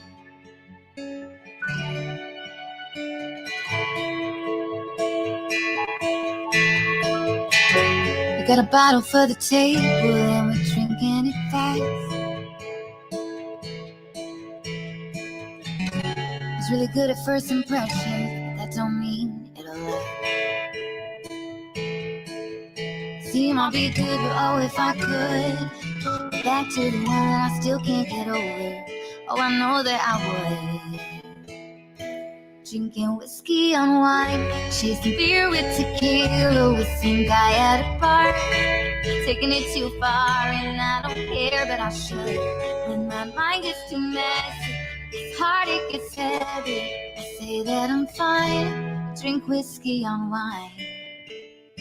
I know it ain't gonna fix this, but it is what it is. And tonight, I'll pretend that I'm fine. Forget why I'm here till they cut on the lights. Jesse, he's the bartender and a good friend of mine. He's good at pouring drinks strong, keeping the mood light. Oh, but he knows the way that it goes. When I stay here drinking till close for a reason, and I don't let it show. Drinking whiskey on wine, chasing beer with tequila with some guy at a bar. Taking it too far and I don't care, but I should. When my mind gets too messy, it's hard, it gets heavy. I say that I'm fine, drink whiskey on wine. Chase it with tequila with some guy at a bar. Taking it too far and I don't care, but I should. My mind gets so messy, it's hard, it gets heavy. I say that I'm fine, and drink whiskey on wine. Whiskey on wine. I'm drinking whiskey on wine.